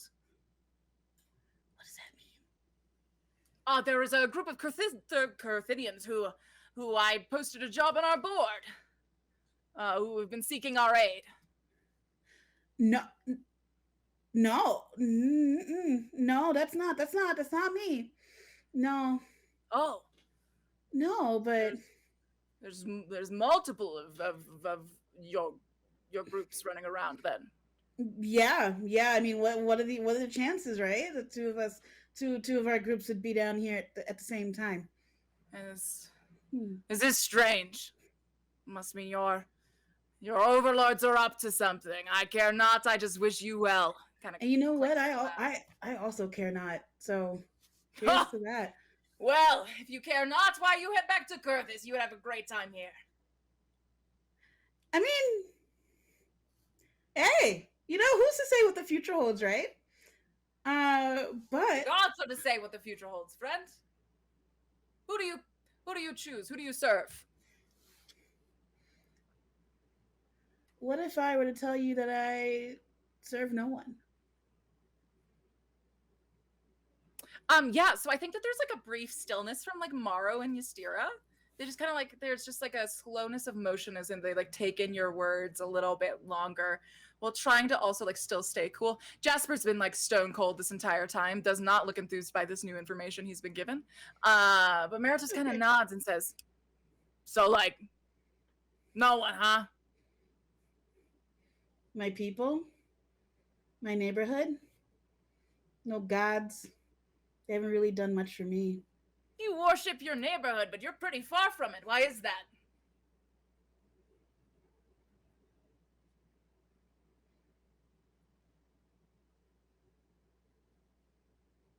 Oh, that's a warrior's faraway stare. Take another drink before you attempt to answer that. Yeah. So Winona's gonna take another drink. And she's thinking about it long and hard because she does miss the weeds and she does miss her neighborhood and the people that she sees every day, and she misses normalcy. But also, um, there are people that she cares about that are in danger, and she has also decided to put herself there as well. Um, so she kind of just, I think Winona takes like another long drink, and she's like, there are things sometimes where you have to leave home for the greater good. Um, and even if that means potentially following people you love to keep them safe, then I'm here for it. I'll see my neighborhood again someday. To assist a loved one on a quest. I can't think of anything more hockmongrous than that. That's why we have adventuring parties. No adventurer should have to go on their route alone. It is through Nice. that we found our own strength. I admire this. Well, I thank you for fighting for such a wonderful couple's divinity today, even though you may not worship, and I do thank you for a good fight. That's all I ever want to see during these days, and you for sure gave me one. You almost managed to handle Oslo, and that is no small feat. So for that, I do thank you. No problem. So speaking of, how much time do I have left before you have to go? Like 3 minutes. Okay. So if somebody were just one quick question before I need to tend to something. Ask away. If one were interested in joining your guild, how would they go about doing that? They talk to me. Good thing that we're already here. Good thing indeed. Evie told me a bit about you while we were watching your fight. Says that you are amicable, says that you are team-minded, says that you are driven and smart in the face of the dangers of the wilds. What with your refusal of the ring when you first met her. All stuff that I consider all roundabout impressive. You are, however, I do not mean to be rude, wildly untrained. Normally, when someone comes to join Hockmongress, they have a little bit more experience than you do. But my best warriors gives a very, strict look at both Morrow and Jasper at this point, have joined me young and soared above the very expectations that were placed on them by the society around them. So, that shall not stop us on this day. But what can stop us is intentions, Winona. I do wish to know your intention of joining my guild, if that would be something you would want. Honestly, from what I've experienced of the people of your guild, all I want are people that are like-minded, like myself. There aren't a ton of people like me on Curtis, as we've kind of already figured out from our conversation. And it was incredibly refreshing to find other people that cared just as much about their own inner strength, their own community strength, and fighting for things that are right. And I want to join a team that's like that. That's all that I want. I don't really want for anything else. Here's the thing is, you say you want for nothing else, Winona, but I have heard several of your wants just in this very conversation. You wish to see your friends from Kurthis safe. You wish to see your hometown thriving. Okay. You wish a lot of things. And most people, when they come to Hockmongress, just wish for money, work, family, and a purpose. Now, I could see a world in which these wants and needs do work together, but I can also see a world in which they tear each other apart. When you join Hockmongress, you join an adventuring party. I don't know which one has requested you, but it is rare that you pick your own. You know, you usually leave that up to S tier and the Guildmaster, who is pretty good at it, if I'm not going to lie. But you see, you will get a new family, basically, if you join this, and I need you to be in a place where you can be sure that you can take care of that new family, right? Mm-hmm. So as long as you are sure you can do that, if you can split your allegiances and chase your purpose, I can't see a reason why not.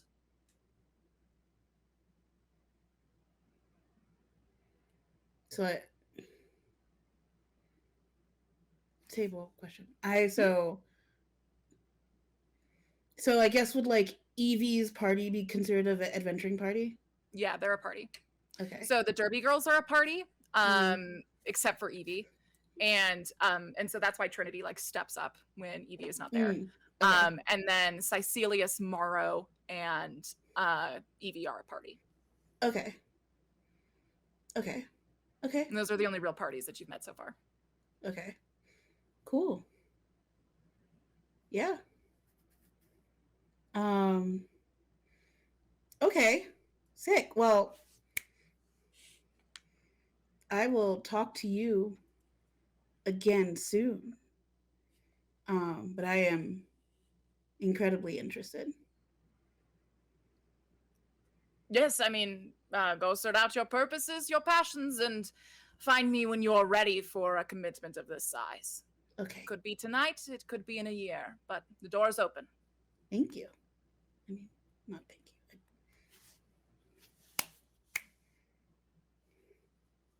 Yes, I am familiar with these Kurthas. Yes.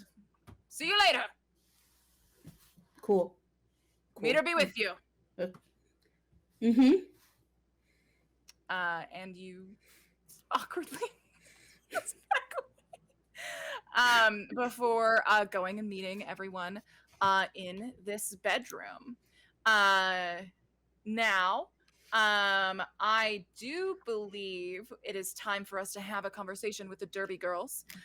So we cut back to, let me just pull everyone. We got Zeslia, we've got Lovey Lockett, we've got Trinity DeTore, we've got, who else is on this team? Evie's here. We've got Jenny's here. We've got Faldra and Song. So I've gone ahead and gathered them. If y'all would move your tokens up to the bedroom as well. Nisha's sitting on the bed. Nisha, please. Nisha's just politely sitting on the edge of the bed with their hands folded in their lap. Hi, baby. And will not speak unless spoken to. Yeah, he's here. He's here now. That was very So cute. soft. So we pick back up to I think it's Trinity saying, and that's the last of them, as she pulls Jenny in. And I think you hear Jenny say, "Oh my God, she was hot. What are you doing?" And just kind of Trinity pushes Jenny into the room. She kind of stumbles in. She's looking at all of you. She kind of straightens out her clothes and is like, "All right," and then comes to stand. Yeah. So I think Trinity looks at you, Winona, and just like winks. And yeah, I think Evie just like looks very confused because most things happen with her knowledge, and this is not. So she's just kind of looking around like, "What is?" And Trinity says, "Well, I did my job." Sweet. Time to do mine. I promise we will make this worth your time. Number one, thank you so much for coming to listen, to hear us out. We're also on a mission. And I have enjoyed getting to meet and know all of you over the past 36 hours, yeah. 36 hours. And y'all are strong as shit. And y'all are cool as hell. And I aspire to be on your level of fluid and graceful and strong and capable and confident. And I am working ever so hard to get there. Which is exactly why I want to recruit y'all to join our mission instead of the one that you may be leaving on in a couple of hours. I know this is extremely last minute, but just to give a little bit of a caveat, Key and I are not friends. She hardcore lied to you about that. Yeah, but she said that the two of you were friends. So what's up with that? What's up with that? If you really want me to unpack childhood trauma, we can get into that right now. I don't want that. Exactly. I don't want that either. So, I don't want that either. I don't want that for myself. I don't want anybody to sit through that because whoo, the shit that she has put me through. There are reasons that I have had to take her down in a fighting ring a couple of times, and I still don't think I'm done. But that is not the but that's not the energy I want to put into this conversation. Um, like I said, I think y'all are incredibly cool and incredibly capable. And you know what? I'm also not the leader of this party. I think I should also give a little space to Wait, so our which one of you is the leader then? Adriel. Adri looks at Winona like, I mean, I guess I'm the leader, but like, am I the leader? Yes. Yes. Yes. At that point, Misha goes, business seduction. Or just quietly enough for you to hear. What did they say? Business seduction. Just quietly enough for Adriel to hear. Adri kind of steps forward and goes, yeah, so this mission was given to me. It was also given to multiple people in Kurthus. I do believe that Key is gonna just take this mission, take it back to the crown, and not think about the implications of it. There's been lots of information that we've learned since being here in Ackerman, and I, for lack of a better term, don't necessarily want to hand this prophecy over to the crown right away. Because I don't know what they're going to do with it. And so if you want to be on our side and help us with our mission, that'd be great. Also, I don't think Key would care if any of you went down on this mission. I think that we would do our best to help you and protect you and keep you as safe as possible. I know that you all are capable and more than equipped to handle yourselves, but I would also argue that we're better. I don't know how else to say it. We're better. And we'd be better to hang out with. He sucks. He's not fun. Truly. But more than anything else, she only cares about herself. She doesn't care about the greater good. She goes against everything that Hawkmongress stands for.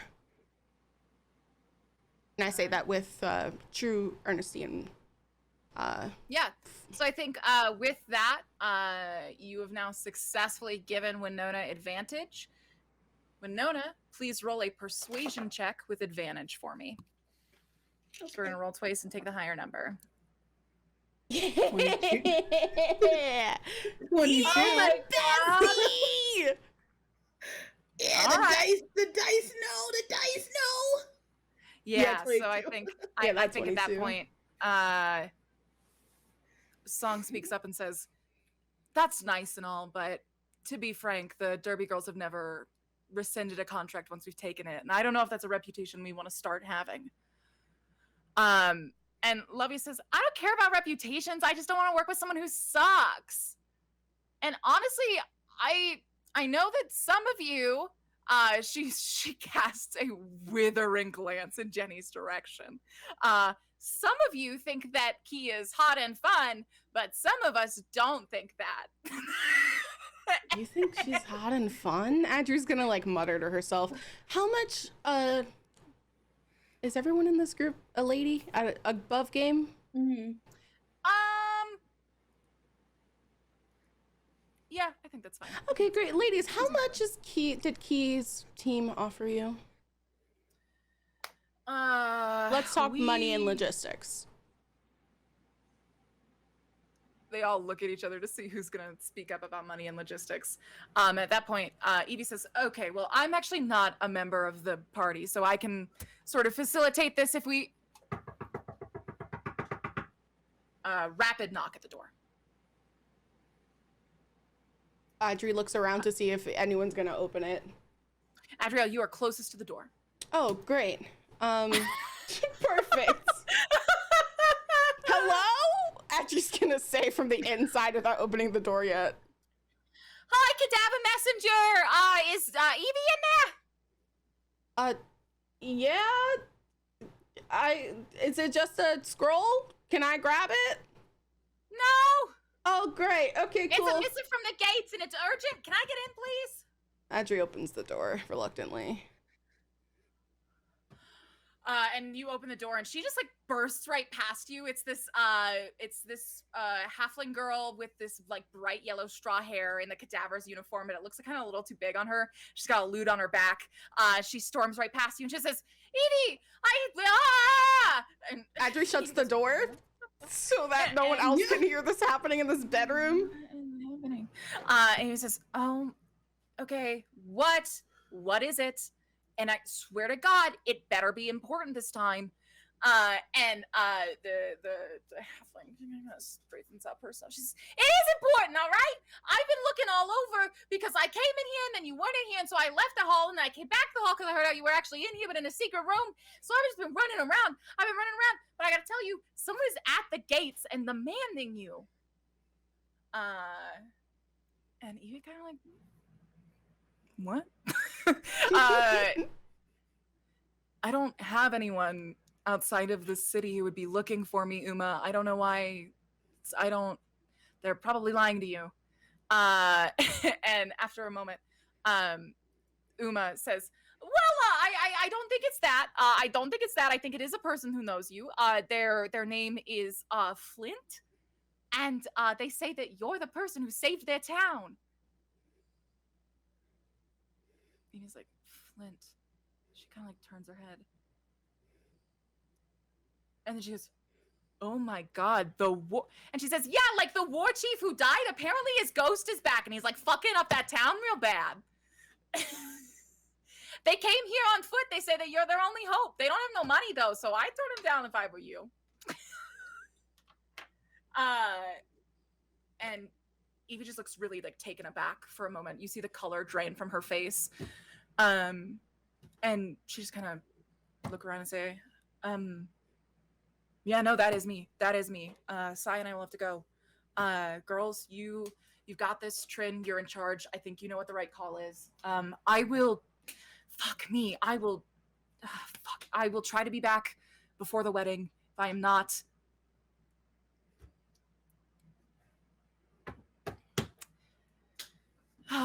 if I'm not back, if Sai and I aren't back, then just have that Daisy chick and Jasper walk him down the aisle. Okay, those are our seconds. That's who we pick. And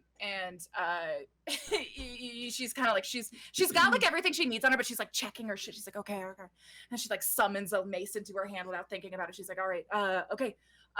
Yeah, fuck me. Okay, I gotta go. Bye. And she really quickly just goes and like kisses like each of the members of the Derby Girls on the cheeks, and then turns to Winona and says, Hey, this is my family. Yeah. Treat them like such. Absolutely. And then she bails. She's gone.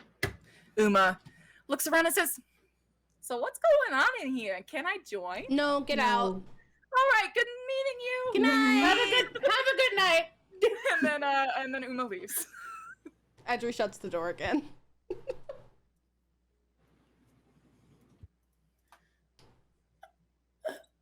There's like a long moment of silence as the Derby Girls kind of like look at each other as they try to process what just happened. And then I think like very quietly,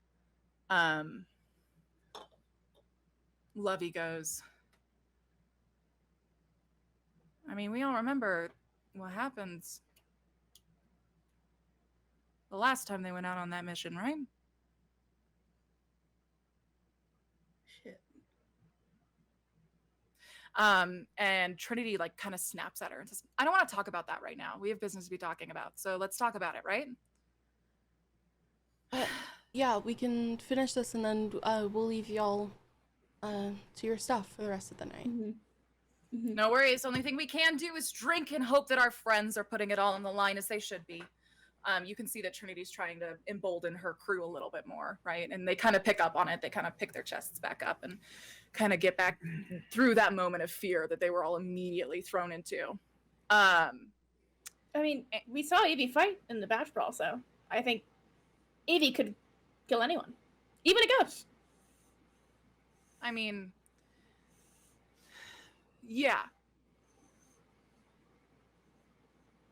No, yeah, sure. Yeah, Evie's got it. I mean, and she's got reasons to hit hard. So, that should help. God, Yeah. I hope she fucking hits hard. All right. They gave us 160K. I'd want 200. That's fine. Done. All right. When are you guys rolling up? Adri looks around. We'll send you a message tomorrow morning about what date to leave. I have to check in with the rest of our party. And by the way, I meant 150,000. We're on the same place. Yeah, right? we're on the same page. Cool. All right. Yeah, All right. I'm- Why do you Carthenians have so much fucking gold? All right. We can do that.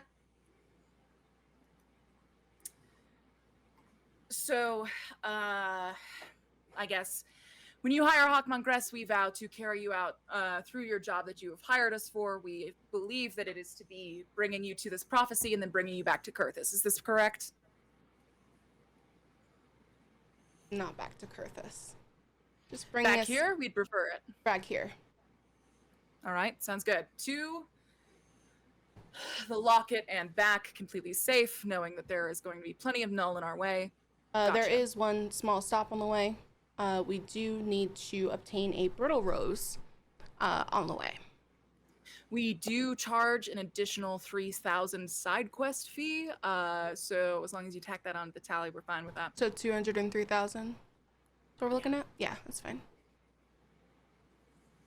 All right. So we provide our own equipment. We expect you to provide health potions and any potions to aid in battle. If we end up having to use our own, it comes out in the tally at the end. You get it. Get it. I think that's all the business. All right. Oh, if you get one of us killed on purpose, all bets are off. Absolutely not. Who the fuck? That's That is no. That's not That on is our not on our that's radar. not on our radar, Trinity. not our vibe. Not our vibe Listen, at all. this is what Kurthus hires come in and have a pretty usual habit of coming in, hiring a bunch of Hawk Mongress and using them as human shields until they get what they want. So I'm just looking to avoid that. Absolutely. Listen, I have no allegiance to that fucking. God, there was this quest that came in. Yeah, it was way before my time, like 15 years ago. They hired like 20 of us out the gate. Each one of them died. That's incredibly fucked up. Ooh. We're what? going Yeah, out there. who? Yeah. It was just a Kurthus expedition team. Didn't they say that no one had come down here for years? It was like 20 years ago. It was just, we just, Adri looks we- at Adri side, like very subtly side eyes Gideon to see if Gideon does not return. I mean, Gideon's clearly feels the noticing something. gaze. Yeah, Gideon feels the gaze, I think. They're just trying to keep doing their cool guy persona. Anyway, Adri goes, so we can stay in here and party, or we can go out to the party out there. At that point, Jenny speaks up and goes, I wouldn't mind staying in here and partying. And then Trinity goes, we work with them now, Jenny. How many times? Just starts like, just basically the equivalent of like pulling Jenny by her horn out of the fucking room. Just like, oh, this fucking. So you watch Trinity kind of just rip Jenny out of the room before she can hit on you all again. So good. And that leaves the other four of them. I think at that point, Song and Falrod, the two who are dating, look at each other. They give a small nod. And then they turn back to you and say, we'd love to hang out, but Morrow being left behind, well, Sai and Evie go on this quest is going to hit her pretty hard. So we're going to go check in on her. Absolutely. Please do that. Please do. Yeah. Absolutely. Good friends.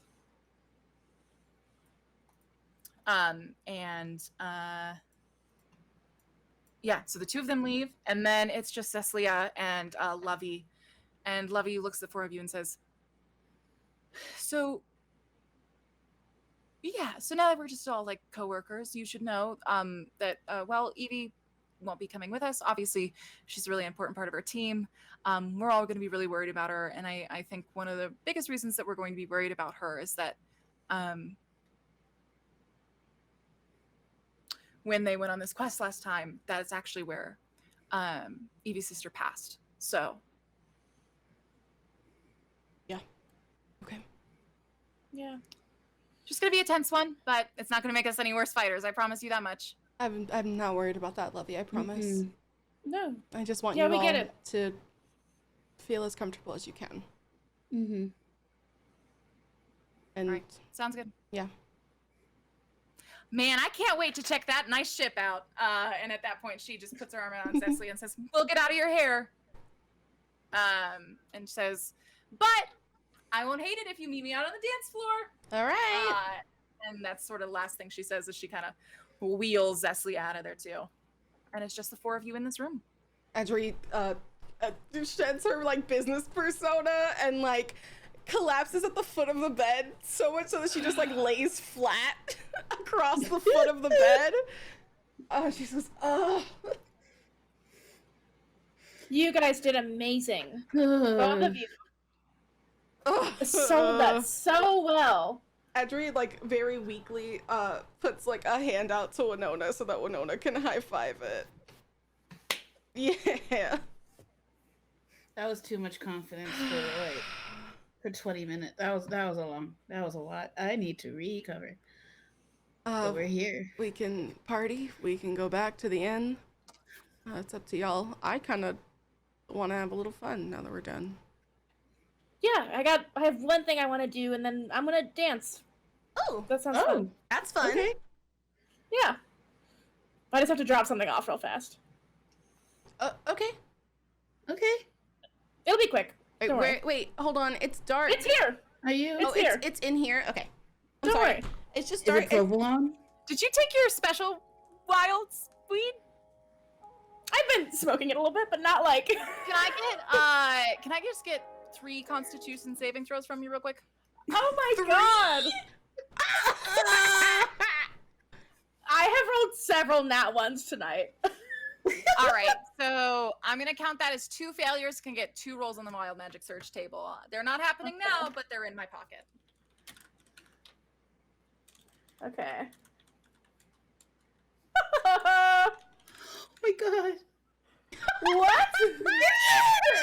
Did I roll that wrong, or am I just hilariously cursed? Oh, you have to roll.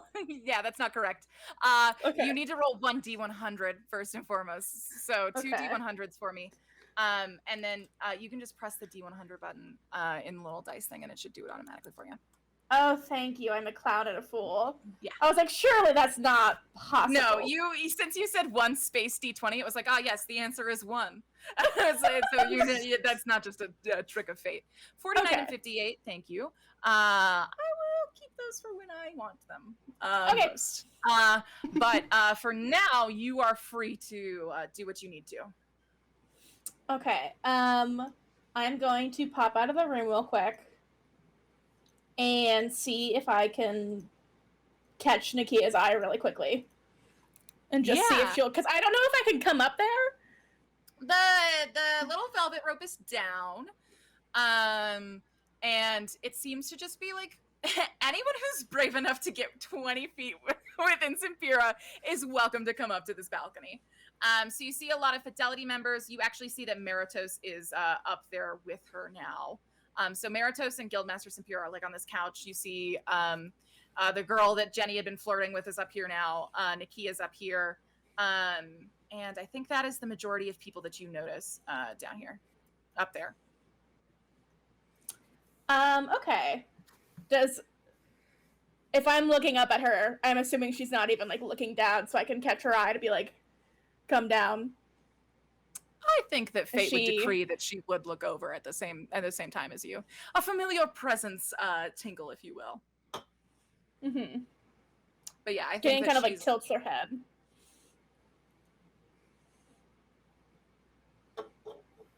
just the biggest eye roll. You watch her set her glass of wine down. She's drinking wine. Everyone else is drinking beer. She sets it down on the balcony. And then she kind of like, you know, when like a teen angrily walks down some stairs, it's like a huff, you know? She does that. And then comes to stand at the bottom of it and says, "What?" I won't waste much of your time, but I thought you should have this. And Gideon pulls out the fable book that they got from the ship. And they sort of hold it out.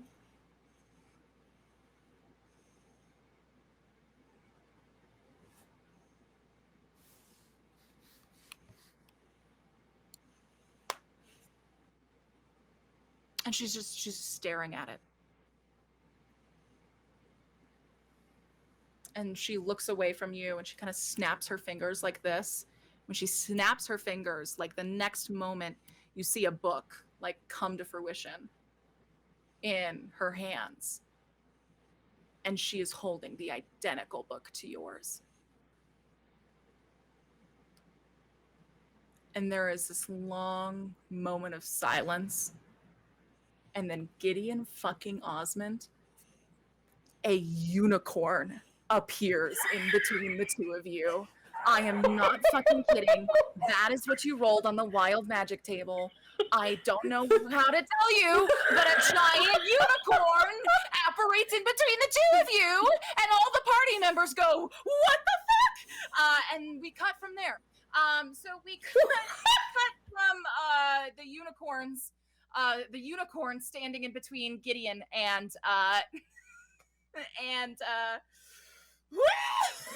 Gideon and Nakia, and we head now to a rooftop about I'd say like a comfy 10 minutes before midnight. I think that you all arrive just in time, right? Just as the bell tolls, if you will. And it's funny, let me click on things, please, so I can move my friends to the rooftops. I think that, please. I think it's just in time. You kind of see this entrance. You guys kind of are appearing in, I would say, this corner right here. And I think that you see that Gemma is actually posted up on this far rooftop right across the way from Fidelity Bank, whose entrance is right here. Did I pull you out of this page? I did. I'm nailing it. And so that's sort of the scene that the two of you are entering as you come closer. Can we see Gemma from where we've entered? Yeah, I think she makes herself visible to you. She kind of pokes her head up. It's the hat.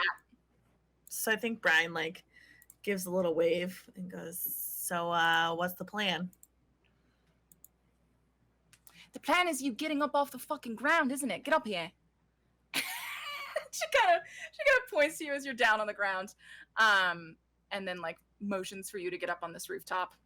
And if you two will move your tokens for me while I pull this other thing out. So she kind of gets you up onto the rooftop, and he hands each of you sorry, you should be able to move your tokens now. They were clowning. As she hands you each a set of binoculars. They're weird and magic, and they've got some carvings on them. And I think she says, "Right, so we're just watching for guard rotations. We're looking to see what sort of runes they're using to get in, right, get out, any sort of thing that we can steal from them to make our job easier, right?"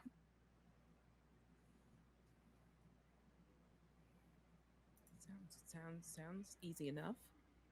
Oh, yeah, it should be real easy. Do you want to bring snacks or what?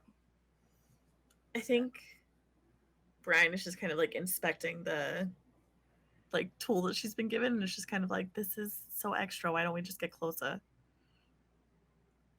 Because she has magic, and this is beyond the shield of her. Ugh, magic. Magic. I forgot about the magic thing. It's magic, right? Yeah, so a bit of a problem. But these stole some of the money from your funds, but got these nice binoculars, so all kind of works out. Right? How much money? That was 3,000 gold, not much. Okay. 1,000 for each. They can see really far. Oh, and through walls. Sorry, I forgot to mention that. They can see through walls. Put them on. Yeah, it's red. That's why there's so much. Because you can see through walls with them. Sorry, buried the lead on that one. Put them on. Brian puts hers on. You can see through walls. So I'm going to ask for investigation checks for the two of you just to see how you do during this heist. During this stakeout, and I'll resolve that probably next session for you. You said investigation, sorry. Yes, investigation, please. A whole 6. An 11 and a 6 from the besties. Okay. Rip. So you all get about like 1 to 2 hours into stakeout. You can tell me why you did so bad next week. But the bell hits like 1 a.m. And no one has been coming and going from Fidelity Bank besides like people clearly in like bank workers gear for about like 3 hours. Like, no, because you've only been here for an hour. So like for pretty much the whole time that you've been here, right? No big people going to and from. But I think when the bell strikes 1, that changes. You see someone stroll out of Fidelity Bank with big, long, pink pigtails, and her scythe out. You watch her stroll down the steps of the bank, step over to this fountain, and just gaze down in it for a moment, almost as if she's looking at her reflection. Oslo, you watch her pigtails kind of lift into the air of their own accord, almost as if she's underwater. And then she looks up and points right at Gemma and says, "Oh, Gemma, baby, I know when there's a fucking rat in town." And that's where we're going to end tonight's session. Oh my God.